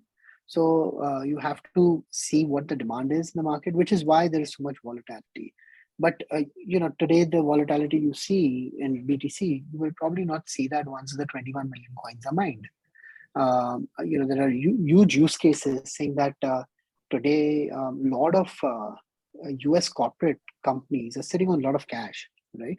And if they could, like Michael Slayer of MicroStrategy has done this, they have basically, instead of holding cash, they've actually held BTC because they feel that cash is, because of inflation, the value of the cash that they're sitting on is going down further. So to be honest, times will tell how things are, but I think a good way to look at it is see the market cap which it's playing at, see the total amount of coins that are going to be available, and if you actually see that the current price can outdo it, then you will probably get a understanding if that market cap value makes sense or not. Very well explained. Yeah. Next question is, where can we get literature on various coins? Which coins? Various cryptocurrencies. So CoinMarketCap is a good place, right? CoinGecko is a good place where basically you get a list of all the coins. When you click on them, you will get an insight into most of these coins. Actually, because they're so early on, you're better off. A lot of information floats on mediums like Twitter, Medium, and you get a lot of information from there to understand how the project is progressing. Because understand that now most of the tokens are now looking to build communities because there's no one to look them up. So if you like some project that you're really looking at, look at the team, of course, look at the white papers, light papers, whatever makes sense. And then, just follow a few people that are important on Twitter, and you'll probably get a hang of what's happening. Correct. Next question is related to audit. So from going onwards, as an auditor, we need to report cryptocurrency transactions. So how can auditor verify the cryptocurrency transactions where company has received a payment in the form of cryptocurrencies?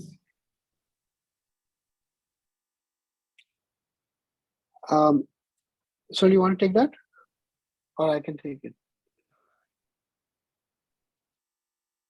You can take it. I don't know what kind of cryptos these are, but so for example, if it's an Ethereum crypto, right, there is something called as etherscan.io. And if you go to this website and you put in the wallet address on top, if you want, I can show it to you right now, but you can basically look at a lot of the transactions that will be, you can see most of the transactions associated with it. Okay, so we can see the register for that. You can look at, because if they've bought and sold crypto, that's one part of it. And then if they have received crypto as payments, it would obviously come through some kind of a wallet system,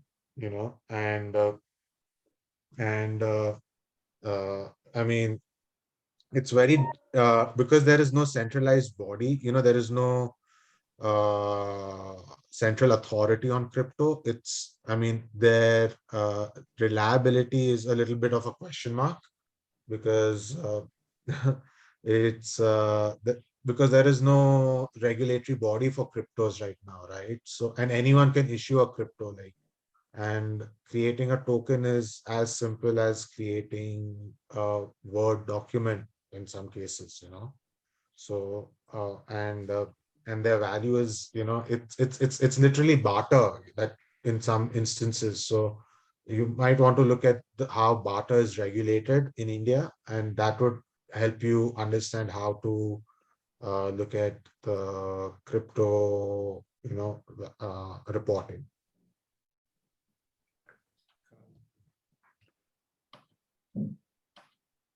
Next question is, you mentioned that factors to consider before investing in tokens are the underlying tech, the problem they are solving, the team, the projects they have worked on, etc. So do we have a database or software like BBG or S&P Capital IQ to know this information? So most of these, sorry, go ahead. You were saying, sorry? Sure.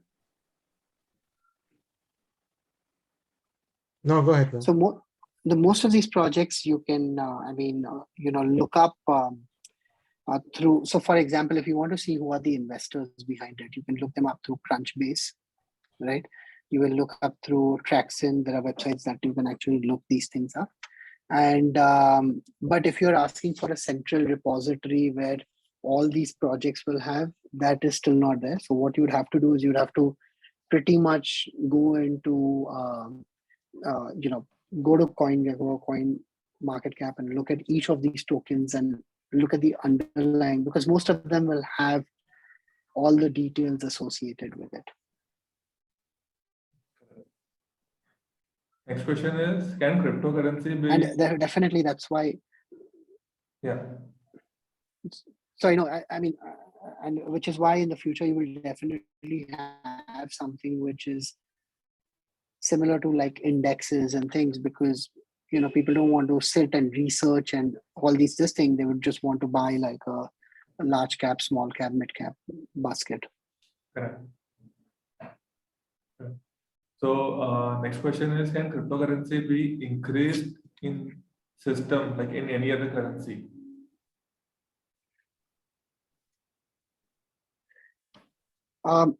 Bitcoin cannot, but some of the coins are inflationary.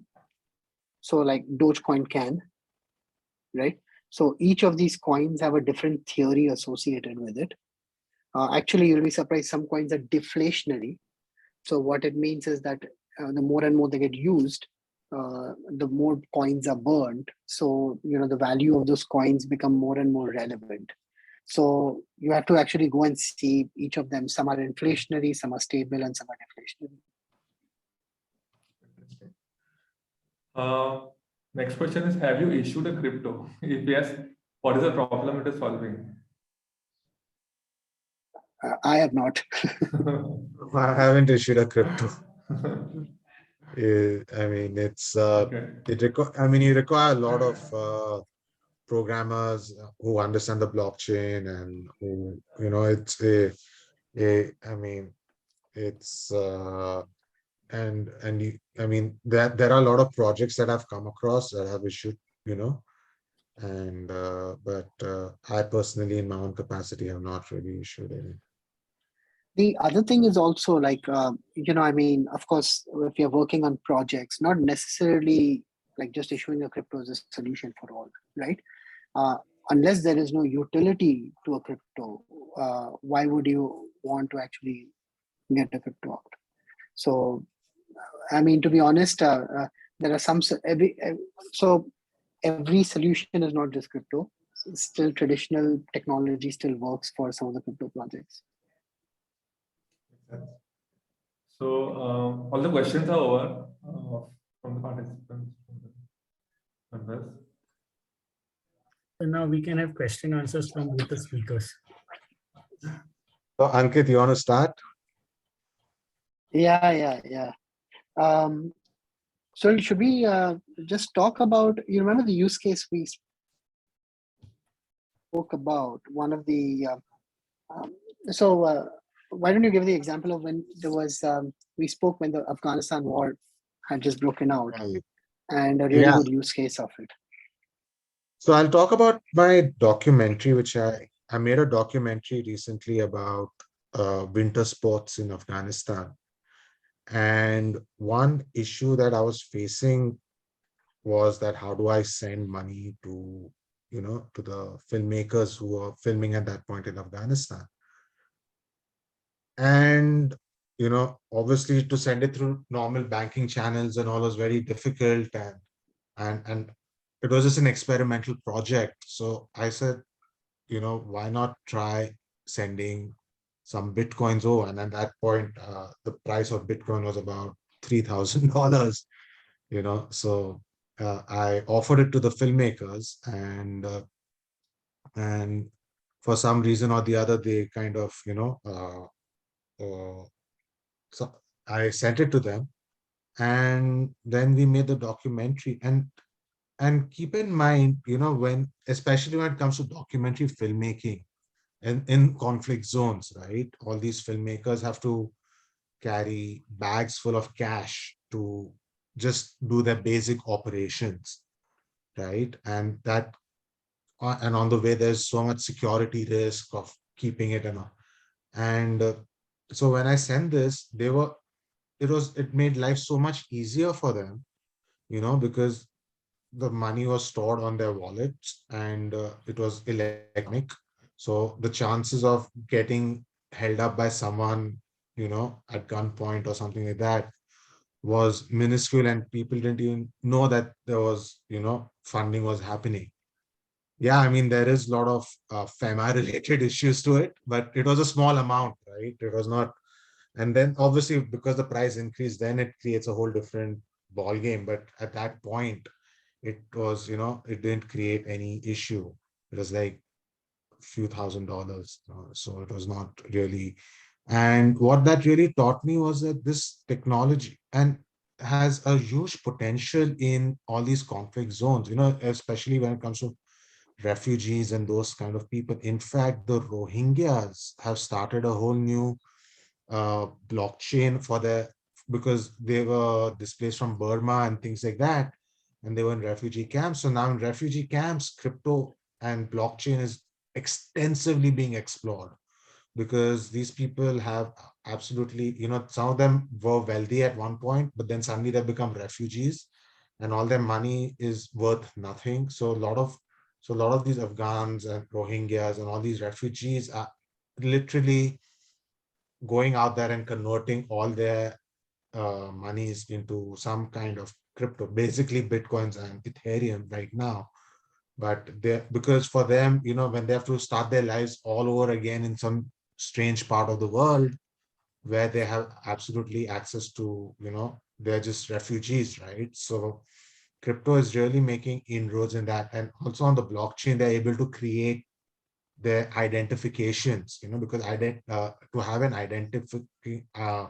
identification card or a number of some kind is very important. And also United Nations World Food Program was, I think they received either the Nobel Prize or one of those prestigious prizes for using blockchain for the delivery of the food using the blockchain.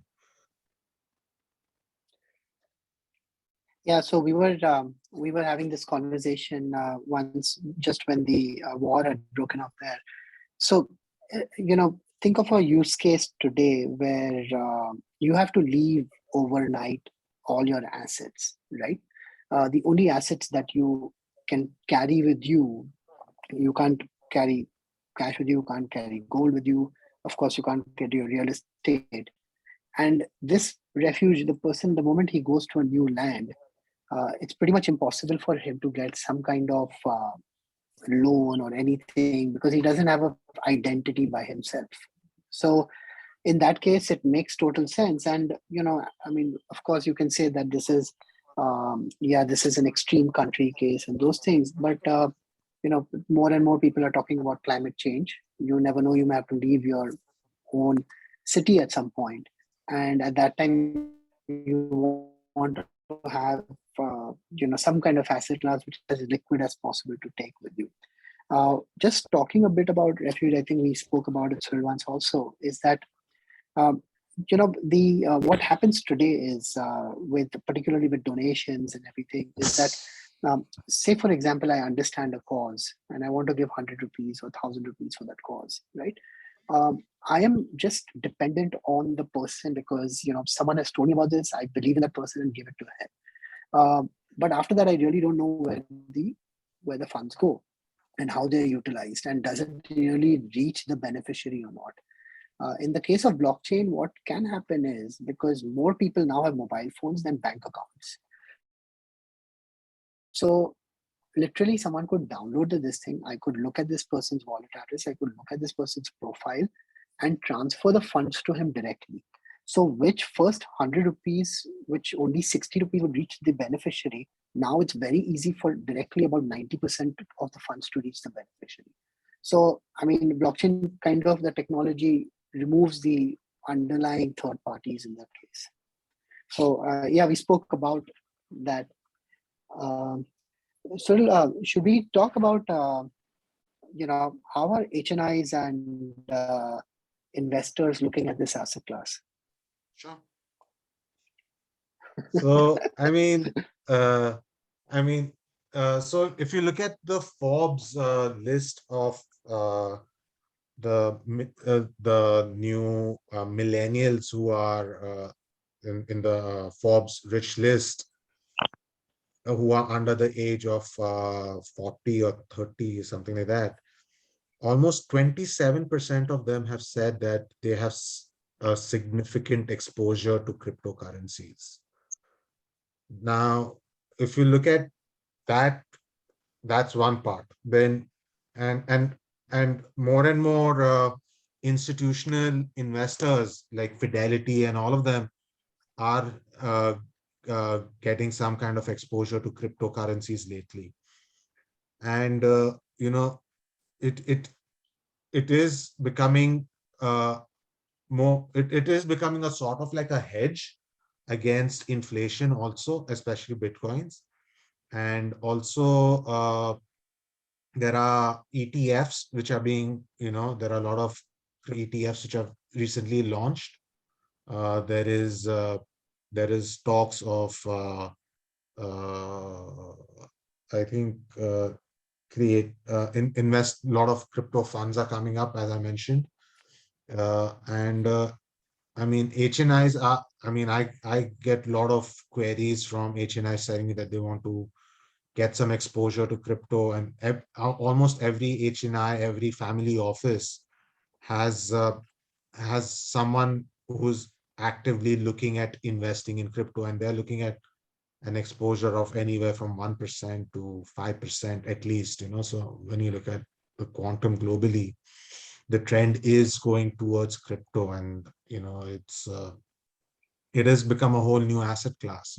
It's like you have gold, you have silver, you have your stocks, you have derivatives and all that, and now you have, along with that, you have crypto, which is a whole new area, right? So yes, there is a lot of interest from the HNI, and right now, honestly speaking, it is a even though as much as I would like ordinary retail investors to get in and get exposure to crypto, it's not advisable for them to get in because of its volatile nature, and HNIs are typically the ones who can afford to, say, okay, if I'm putting in 10 lakhs of rupees in crypto, for example, today, I mean, if it becomes zero, it doesn't really have any real impact on my overall portfolio. I can take this risk of this much.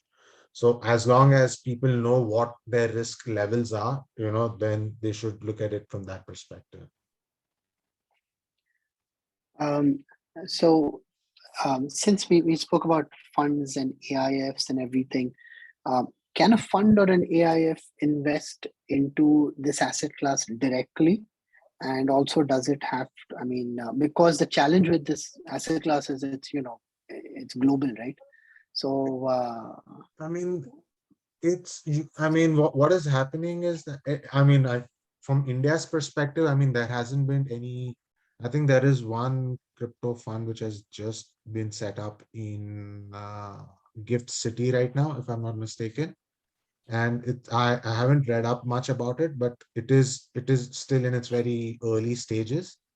And, people are looking at models where you can invest in the AIF, and through that you invest and get that AIF as exposure to crypto. And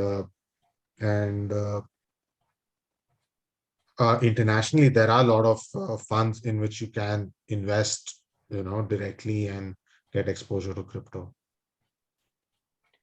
you see that changing anytime soon, like we having our ETFs I and mean, our because own. right now in India, we haven't really classified what crypto really is. What is it? Is it a stock? Is it uh, a software? Is it uh, a commodity? There is no regulatory clarity. Once we get that clarity, that and the strange thing is that crypto is all of them, and it is none of them at the same time. So to really classify crypto is going to be a big. That's why I think one of the reasons why the government is taking its time with its regulations regarding crypto is because they're not able to identify, like it's like if you're mining some Bitcoin or Ethereum or whatever, is it a stock in trade? Is it a capital asset? What is it? That clarity is it's very difficult to determine, and that's why almost every country is having this problem of, when it comes to taxation of cryptos and classification of cryptos. In the US, in some cases, they've taken it as a commodity, but it's again with NFTs and all, it's again the whole regulation has again gone for a toss. So apart from, just to add, apart from the government, I think the central bank RBI is also not in favor, more or less, into this currencies. Right.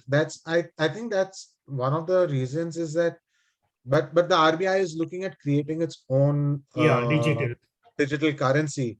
But again, it'll be based on the blockchain system. It'll be based on the same system, right? Okay. So I think what it's like when RBI comes and says that they are against crypto. It's like the postal service is coming and telling you we are against email, right? Because it takes it competes, it's a direct competition with the central bank. And uh, I mean, the difference is that you have a choice whether you want to take crypto or you don't want to take crypto as an individual. But when it comes to the money, you have no choice. Now it's creating choice. Right. And sometimes, and obviously, the you know the institutions which get disrupted don't really like that they're getting disrupted. So they try and, but not everyone in the RBI is against it.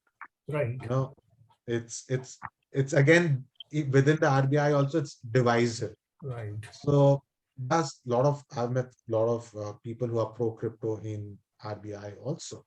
It's just that because it's a new animal, right? It's a new so there is that apprehension that it will be, there'll be cases of fraud, and there have been, and RBI is justified in its apprehensions about crypto because, we had a big scam back in 2016-17, the Gain Bitcoin scam, which was almost $2.5 billion worth crypto scam, which was played in India. And obviously because of that, it has, because what is the role of RBI, right? It's important that people are not cheated, and people are not, and I mean, people who can afford 20, 30 lakhs, they don't really uh, consider them. But the people who are spending, laborers who are going out there, and, I've met taxi drivers coming up to me and telling me that they have invested in Shiba Inu. And I'm like, this is, it's scary, right? When you have, uh, because for a lot of them, it's pure play speculation, right? And there is so much speculation happening. So the RBI has its reservations on that, and also that it could be a competitor to the rupee itself, right? Within, it like now if people start accepting bitcoins instead of the rupee, then what happens to the rupee, right? Or and in the US now they've raised the issue that bitcoins is a national security threat because they want to impose sanctions on Russia, and Russia is saying that now we will, regularize cryptocurrency so that they bypass the SWIFT, so it's a very complex situation, it's Can I ask you something, sir? this. So really understand that cryptocurrency market is not the same as the stock market, especially Right, when it comes to having the same checks and balances to protect investments. right. Do cryptocurrencies fail? Yeah, there have been a lot of projects which have failed. Okay. Yes. Yeah. I mean, like if you look at, I don't want to name any because some of them are still being, I don't want to demean any project, but there have been a lot of failed. The ICO boom in 2017. There were, I mean, in fact, during that time there were so many. I think there must have been at least a good 1,500 new Yeah. coins, and people are just issuing these ICOs, which are called initial coin offerings, and it was as big as it was like NFTs in 2017. It was the ICO that time, and in fact, at one point, it became so massive that the SEC in the US started saying that these tokens which are being issued are governed by securities law. So so then that killed the ICO market. So now let's see what happens with NFTs, So Because they are used, they are used for illicit or illegal activities. That's why our government is not willing to introduce as a currency. no, I think what I mean, if you look at it, even today, uh, in for illicit purposes, I've read because I've worked in I studied counterterrorism and all. So, in when 9/11 happened in 2001, there was no cryptocurrency. When Mumbai terror attacks happened in 2008, incidentally, there was no cryptocurrency. When when all these big drug dealers were dealing with their illicit products, there was this one incident where HSBC was actually, you can read up on it, it's there online, where HSBC was found to be uh, the go-to bank for all the Mexican drug cartels. They were using HSBC, and HSBC was caught doing it, and they paid a hefty fine for it, but nobody really went and said that, that fiat money and the government-backed money is being used for illicit finance. And fiat money has been around far longer than crypto. Crypto has been around only 12, 13 years now, right? And yeah, it has made things slightly more convenient, but to completely say that all illicit, in fact, some of the reports even said that it's you are safer using cash than using crypto for any kind of illicit transfer, because with crypto there is some level of traceability, right? You can, because you're using the computer and the internet or the networks and all of that, there is that digital trail, so it's much easier to pinpoint, and it costs obviously, but you can find out.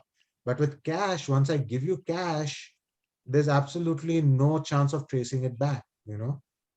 So I personally feel that crypto has a little bit of more traceability than cash. So lastly, where we have RBI who controls the printing of notes, or they control the currency according to demand and supply requirement, whether there is any controlling authority for these cryptocurrencies or nothing like it. No, I mean, for Bitcoins, it's the algorithm. It's like the algorithm it's like the algorithm has been set. And to change that algorithm to make it 21 million and one Bitcoin, you need the consensus of all the people, 51% of the people who are on the Bitcoin network. So it's by voting, and it's democratization of finance, right? So to increase, so it's all governed by the algorithm. But It's who not governs governed. it? There is the algorithm is just, it's an open source. So anyone, you can download the entire Bitcoin blockchain on your computer today. So Thank you, sir. Thank you very much. so I think one thing which may help is if you, I'll share my screen to just show you something which will probably help understand a couple of things.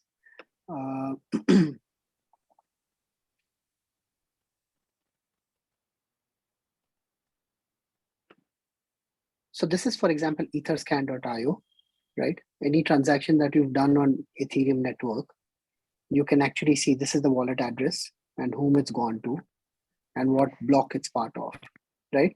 So let's assume that this is your this is your wallet address. The moment I click onto it, I can literally see what is the balance of it. I can see all the transactions which he's done, which block it's a part of, whom it has gone to, everything. Block it's a part of. Thank you, sir, for showing your. Sorry?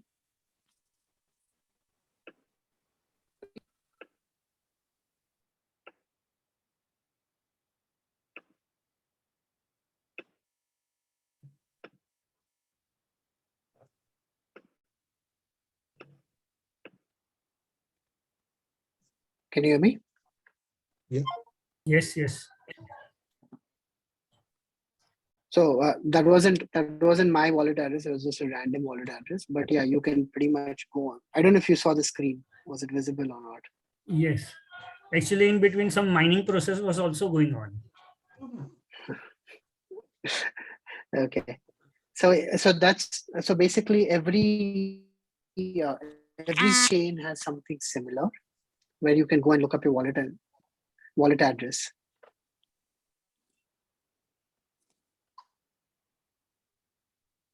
But the thing is that you can see the wallet address, but you can't see the name associated with the wallet. But if you want to do that, then you have to really do a lot of investigations. And there are a lot of forensic companies which are coming up, which are doing that, and in fact, one of the biggest dark web rings, which was doing illicit deals and uh, drug trafficking and things like that, was actually busted by, by the FBI, and they confiscated close to uh, a good 200,000 bitcoins from that one chain. But the thing is that the genie is out of the bottle. So as soon as that was busted, someone else created another one. So it just goes on, and the authorities can bust it if they want, but and it's it's it's like a cat and mouse race, right? So when so so the cat and the mouse keep on chasing each other.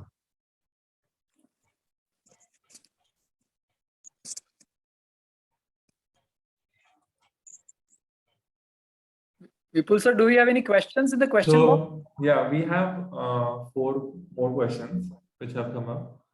I'll just read out them. Can issuance of cryptos be automated?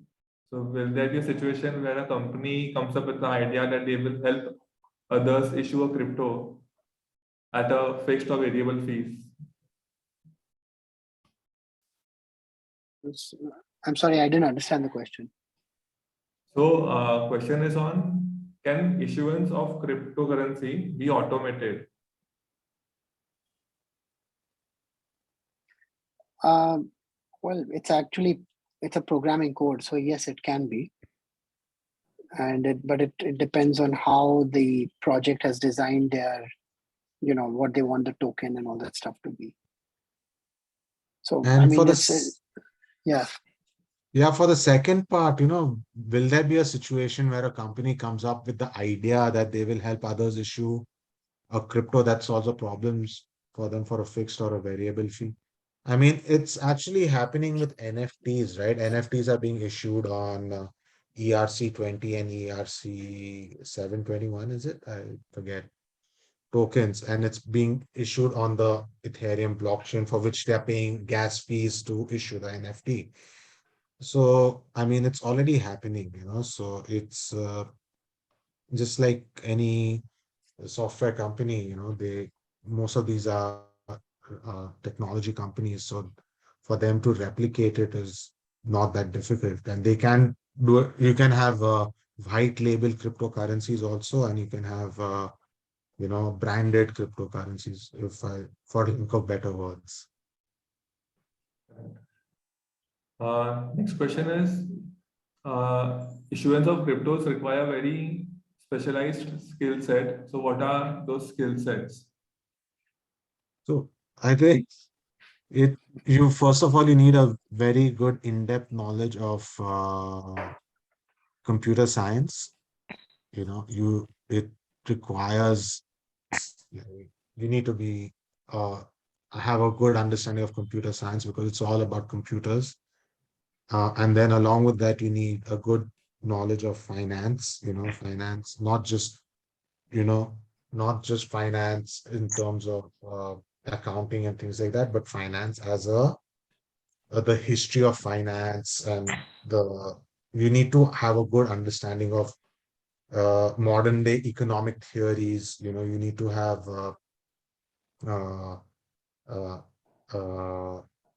uh, like because there's so many different theories in economics. You have the Keynesian model, you have the libertarian model, you have you have the socialist, capitalist. All you need to have a very good understanding of those things, and then you need a good idea.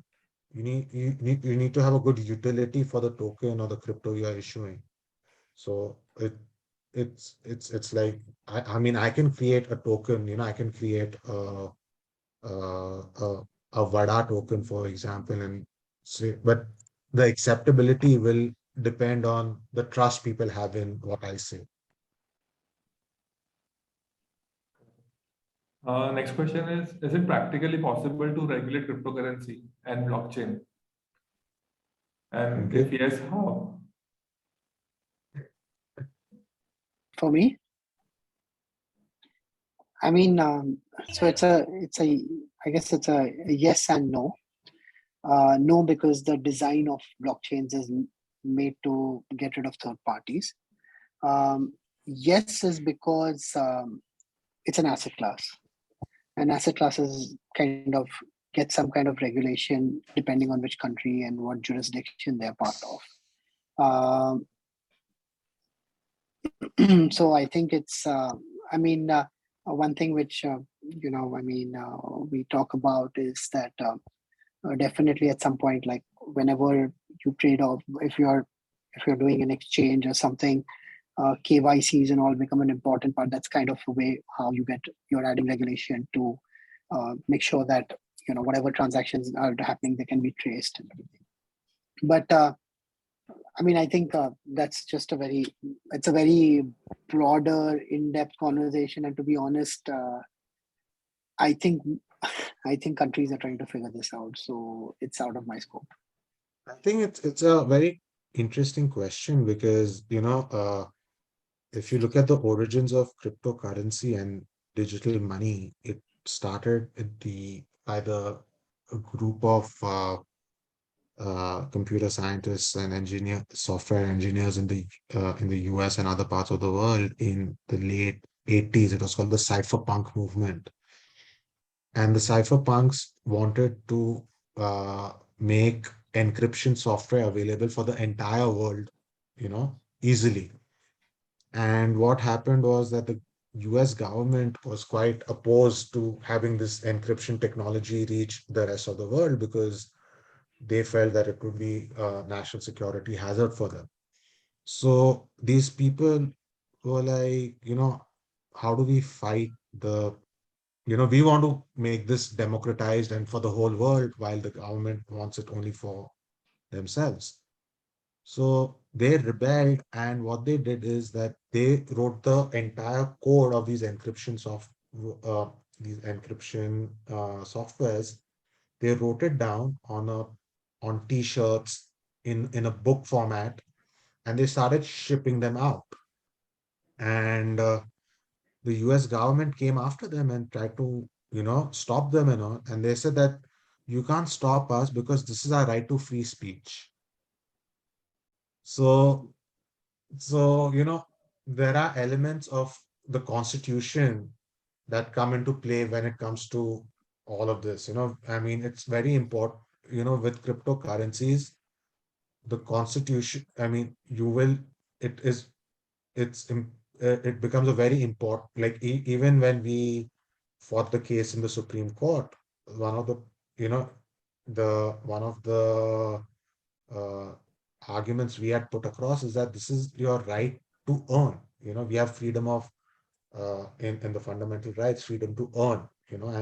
And by blocking cryptocurrencies, you are infringing upon my right to earn or a livelihood. So it makes it very difficult in the sense like it's it's a very philosophical question whether to regulate or not. The the government is still not able to regulate internet effectively, right? The world has not come on how to regulate the internet. There are so many treaties and so many things. And now on top of the internet, you have this another big giant which is at the doorstep. So, and to, I mean, the fact of the matter is that if any government bans it, then it's going to go underground and it's going to become even more difficult. So, I know people in the crypto community who are saying that, yes, let the government ban it because it makes it easier for us to operate because there's no regulation, right? And then you have but then the mainstream people, obviously, then but to be an effective, it needs some regulation. So, and who decides the regulations? Is it the people involved who are building these technologies, or complete outsiders who are just trying to understand the technology and then coming up. So, it'll require that, so in fact, we had even proposed self-regulation in absence of regulation.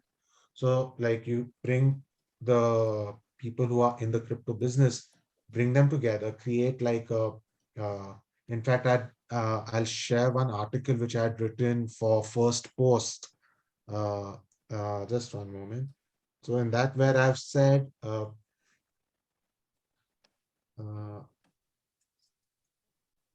that there's a need for a crypto regulator, like how we have a regulator for insurance companies, a regulatory body for uh, the crypto industry, and that would be complete, so, and they, but again, the composition is again subject to debate because of the decentralized nature. So every time there is centralization that's going to take place, there will be counter to that.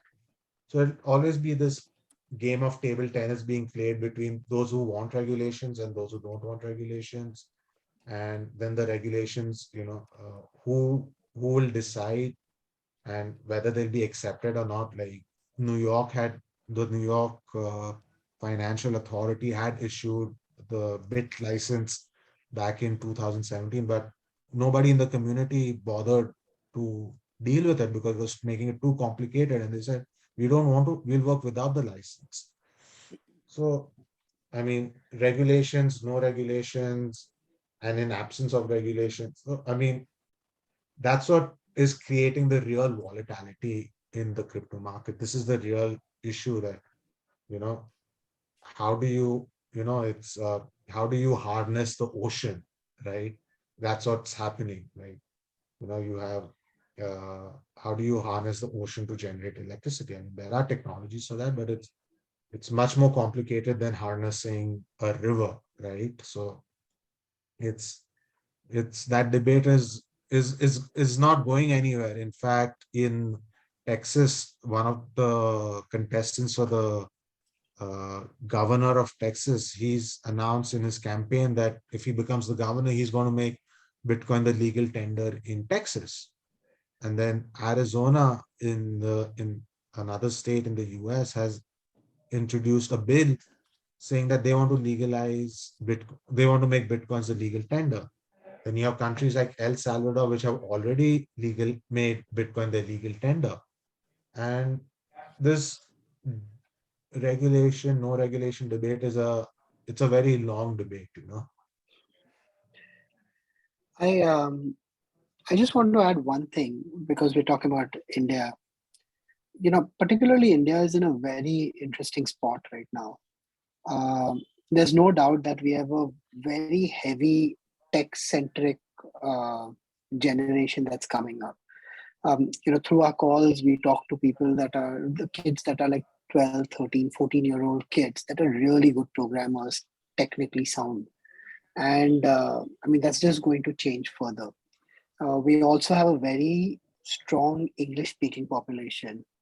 And because of that, the West is now understanding that, well, of course, it's always been there with the IT phase, but even more now because now, like we mentioned, COVID has expedited things. Where you physically stay will not really matter in the future. It will kind of relate to, what kind of work ideology that you relate yourself to. And there are a couple of interesting talks which I've been a part of, I've heard, and it's there are people that are talking about where you will have different cities or different communities or nations or whatever you want to call it, where your ideologies match more than the physical presence of where you are. The reason is that, say, for example, there is a community of XYZ people that believe that BTC has a use case, right? So that community works together, operates together, and where transactions can happen only in BTC, and then that community decides whether to tax it or not, and all those kind of things. Which is where, Suril, I think I want to touch the topic of metaverse for a bit. And so I think God, that kind of relates why metaverse will eventually become important. And just before you start, I do want to give some context that so a metaverse is basically a universe which is an artificial universe which is kind of being built. And imagine us having this conference right now over Zoom, but maybe in a future you will have a virtual reality conference in a different land. The reason why it's important now is if you think, Facebook, which is one of the largest technology companies, has changed their name from Facebook to Meta. So, I mean, there's definitely a use case there. But Suril, I'll let you talk about metaverse and this whole ideology part, and I think that itself will be a decent discussion. See, I mean, if you look at it very simply, what is a metaverse, right? I mean, we're going now from crypto into metaverse, and that boils into the whole NFTs and everything is, where so a metaverse is basically an artificially simulated environment which enhances the user experience for communications and collaborations. That's in a very broad sense what it is. So it's like now it's like you almost have remembered how Prime Minister Modi in his election campaigns had used holograms for a lot of his political rallies. Now imagine that same technology was made available to you, right? So now you can be sitting in your room and you could be doing a holographic image of yourself at your cousin's place in Ahmedabad or Baroda or wherever, or in US, and you are having the same, other than the physical touch, you can literally see, it's like these holographic images of yours appearing in a foreign country. Now, the question that raises is that, are you violating immigration law by that? Right? Is there a violation of immigration law? That's the first question, right? And if it's, and because of that, it's going to create a whole new, and this is going to happen whether we like it or not, and in fact, Goldman Sachs in their most recent estimate of the valuation of metaverse has estimated that metaverse could be anywhere between $7 to $8 trillion worth industry. Now, that's a huge number, especially when it's coming from someone like Goldman Sachs. So, and it is creating a whole new era of opportunities for, not just software for software developers, it's a boom. It's like what happened in the 90s with .com revolution, when and there will be a lot of these players, and there'll be a lot of metaverses. There won't be just one metaverse. It's like you can create a ICAI metaverse where you can have only accountants come in and participate in that metaverse, and you can have your education through metaverse.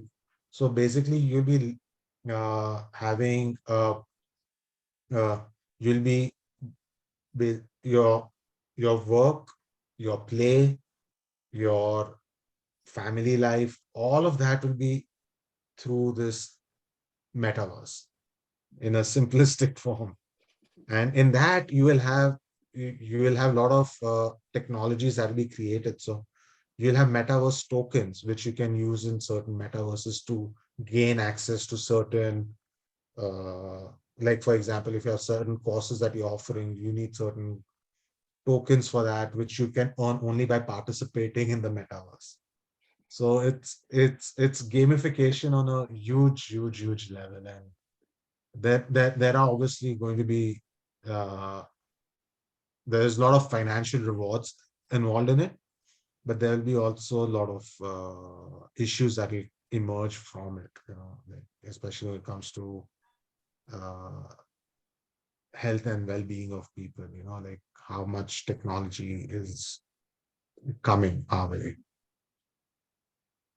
So we have 3 more questions. Shreyas, please take those questions. So, question is, can we say cryptocurrency as a digital commodity?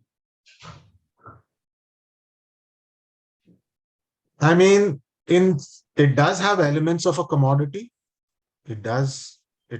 I mean, the US has in some cases, but again, it's again case by case. And now, again, the opinions are changing on this, because currency it can be a commodity, it can be a software. If is it a, like I said, and it has elements of a commodity, it has elements of a stock, it has elements of a software, and it's a composite. It's a hybrid of all of these different trading instruments that we have. And if you call it strictly a commodity, then its other use cases suddenly diminish. Right. And if It's you a call new it investment class altogether. exactly, So why it is that way that all the words from C has many variants? I don't know. Corona has many variants. Similarly, crypto has many variants. That's Except a chartered good. account, except C That for makes chartered it. accountant. That makes me make a good tweet for me. Thank you. Right. Yes, Riyaz, please Yeah. continue. Next question is, where things bought or sold using cryptos are visible to others, how we can stop others from viewing our transactions? Yeah, so this is actually an interesting question. So one of the biggest things that people are now trying to work on is, while it being open, they do realize that privacy is also an important thing onto the blockchain. So there are protocols that are being worked on to kind of offer privacy on blockchain. Secondly, is that what will happen eventually when large institutions transact, or large companies are using blockchain for their this thing, rather than trading on public blockchains, they will have private blockchains.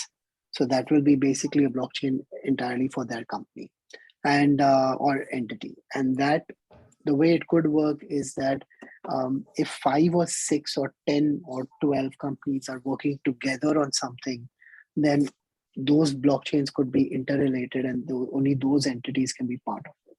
So yes, that's this thing. But I mean, today, if someone knows your wallet address, they could kind of see most of your transactions. Interesting. Next question is from FEMA perspective. So is there any limits set to trade in cryptos in foreign currency? For example, if a trader is doing arbitrage in the crypto by buying at one channel and selling at another channel in US dollars, then the maximum purchase of US dollars, if it exceeds the limit of LRS, so does it come under FEMA purview? I mean, recently we've seen that the lot of these crypto exchanges, have been questioned. There was a ED notice served to several crypto exchanges regarding the FEMA violations, and there is definitely a FEMA issue, and it's as far, I mean, in fact, I think in some cases the banks are not allowing you to use your LRS scheme for investing in crypto also. So, I mean, it is important. FEMA is really critical, because since we don't have full capital convertibility, it becomes a big challenge for traders. How do you report it, and how do you I mean, right now, in absence of regulations, everyone's having a free ride, but once the regulations come, that's when it'll get a little challenging, right now we are firefighting quite a few FEMA related issues. Okay. So I think our session has brought some interest in the minds of the members. Now they are thinking to invest also. So one question is on that. For a layman, is it safe to get an exposure to cryptos using platforms like WazirX or other softwares in the market? Go ahead, That's sir. I mean yeah, I mean it is. I mean, I don't want I'm not qualified to give financial advice or anything, but I can tell you that a lot of these exchanges are quite reliable, and which one you choose, because there is an absence of a regulator, it's and a hack can happen on any of the exchanges.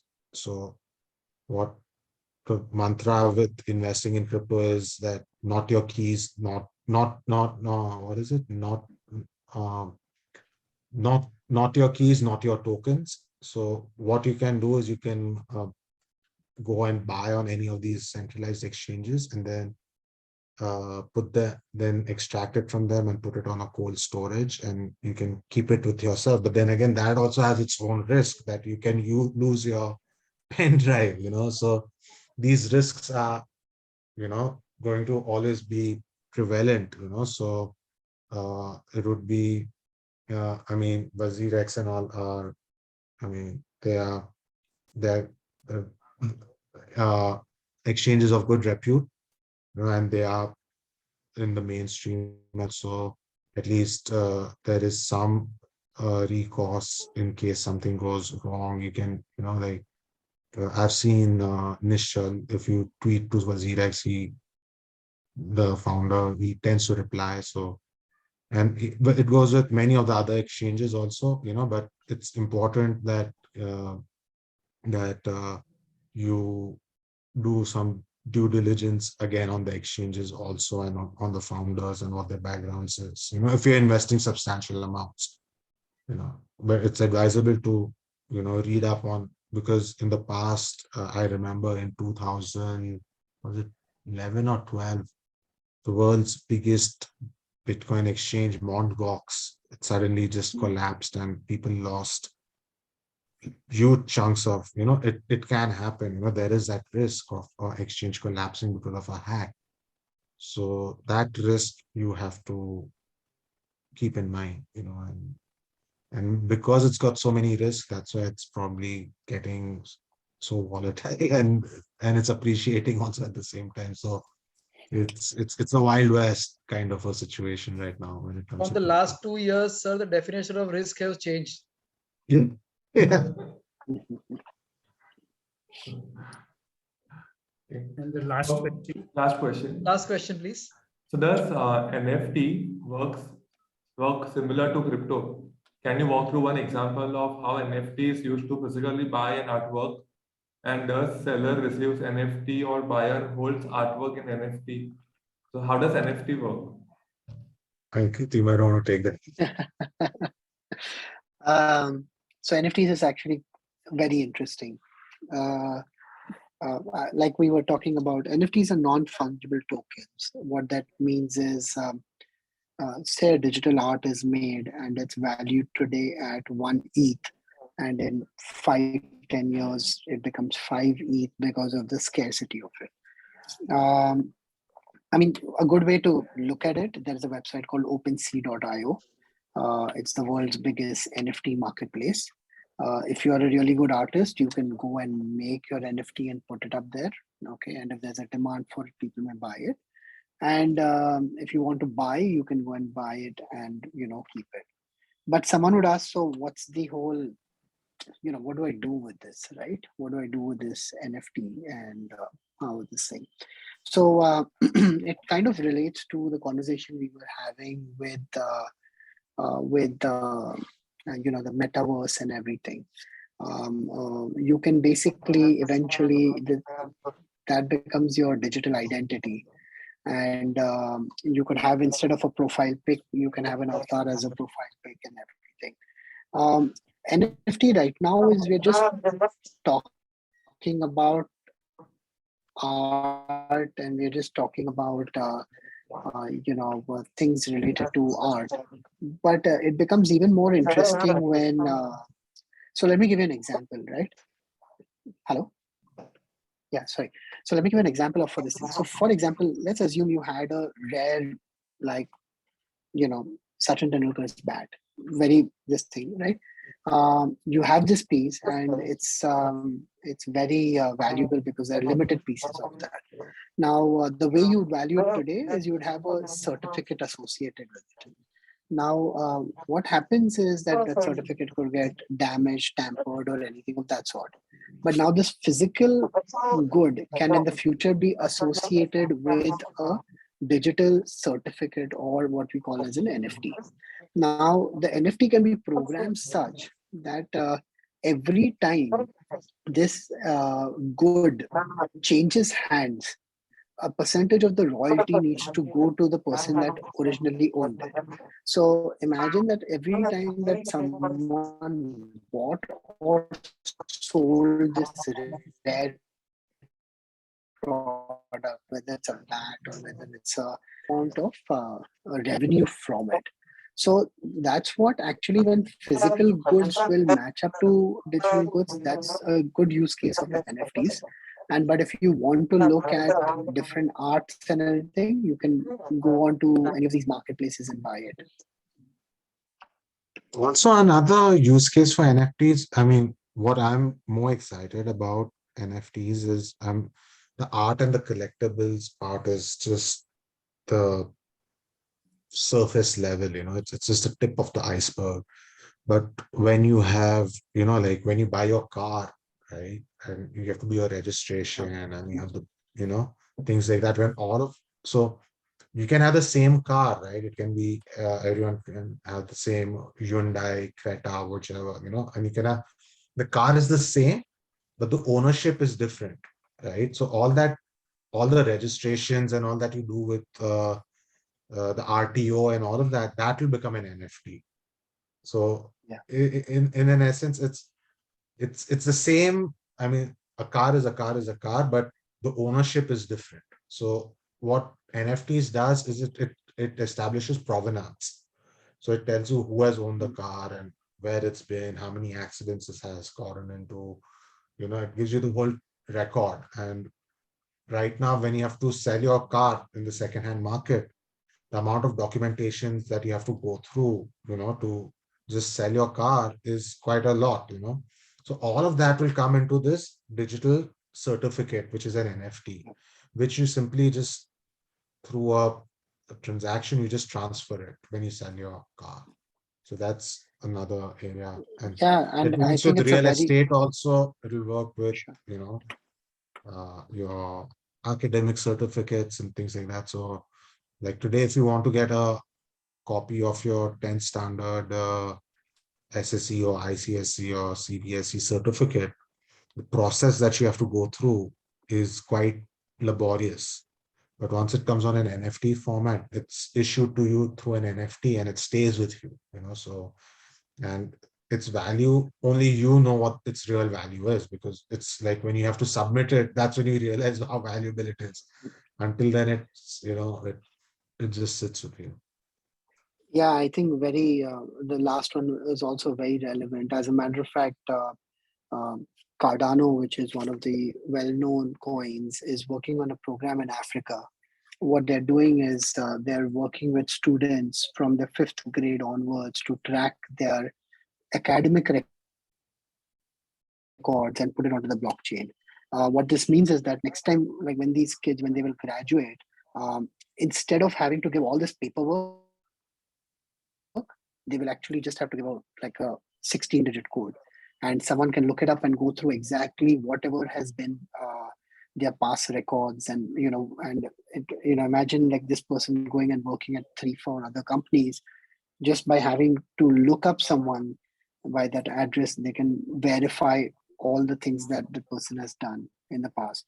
And there is another interesting concept also, which is called POAP, which is proof of participation.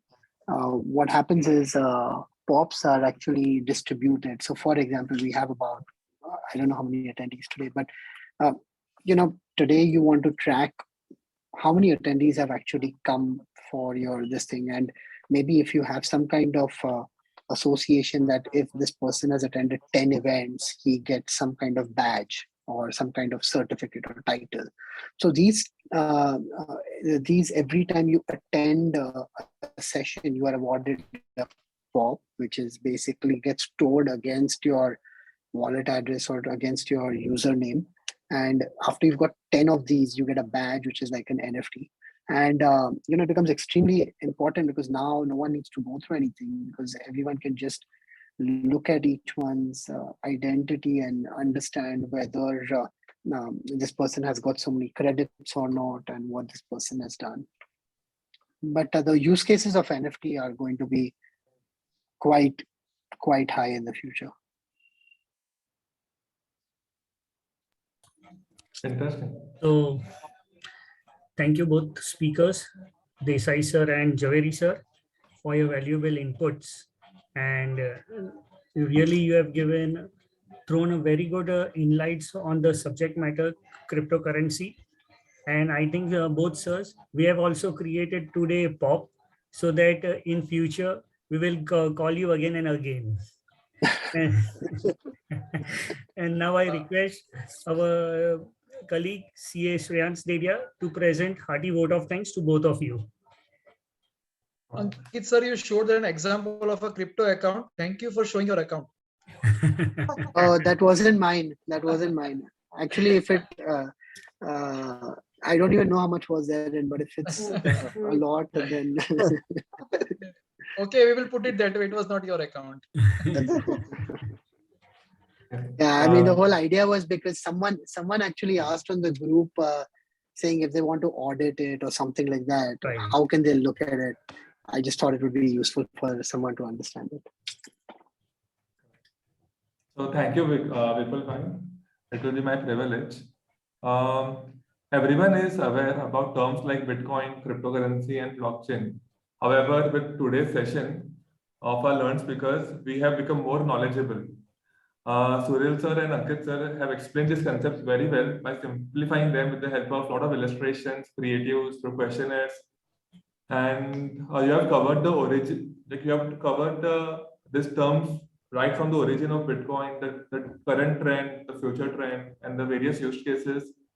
It will be good food for thought for someone who wants to start the crypto journey from now onwards. You also tried to take us to the future world where I think Bitcoin will be more prominent than any other currency. It was a very interesting and interactive session. You have patiently answered all the questions. Coincidentally, even the session is conducted at the right time where prices are down, and it is good opportunity to invest in your mad money into cryptocurrencies. With this, on behalf of entire BCSE family, I take this opportunity to propose a well-deserved vote of thanks to both the speakers for today, Advocate Suril Desai and Ankit Jhaveri. We express our gratitude for joining us and enlightening us on the topic.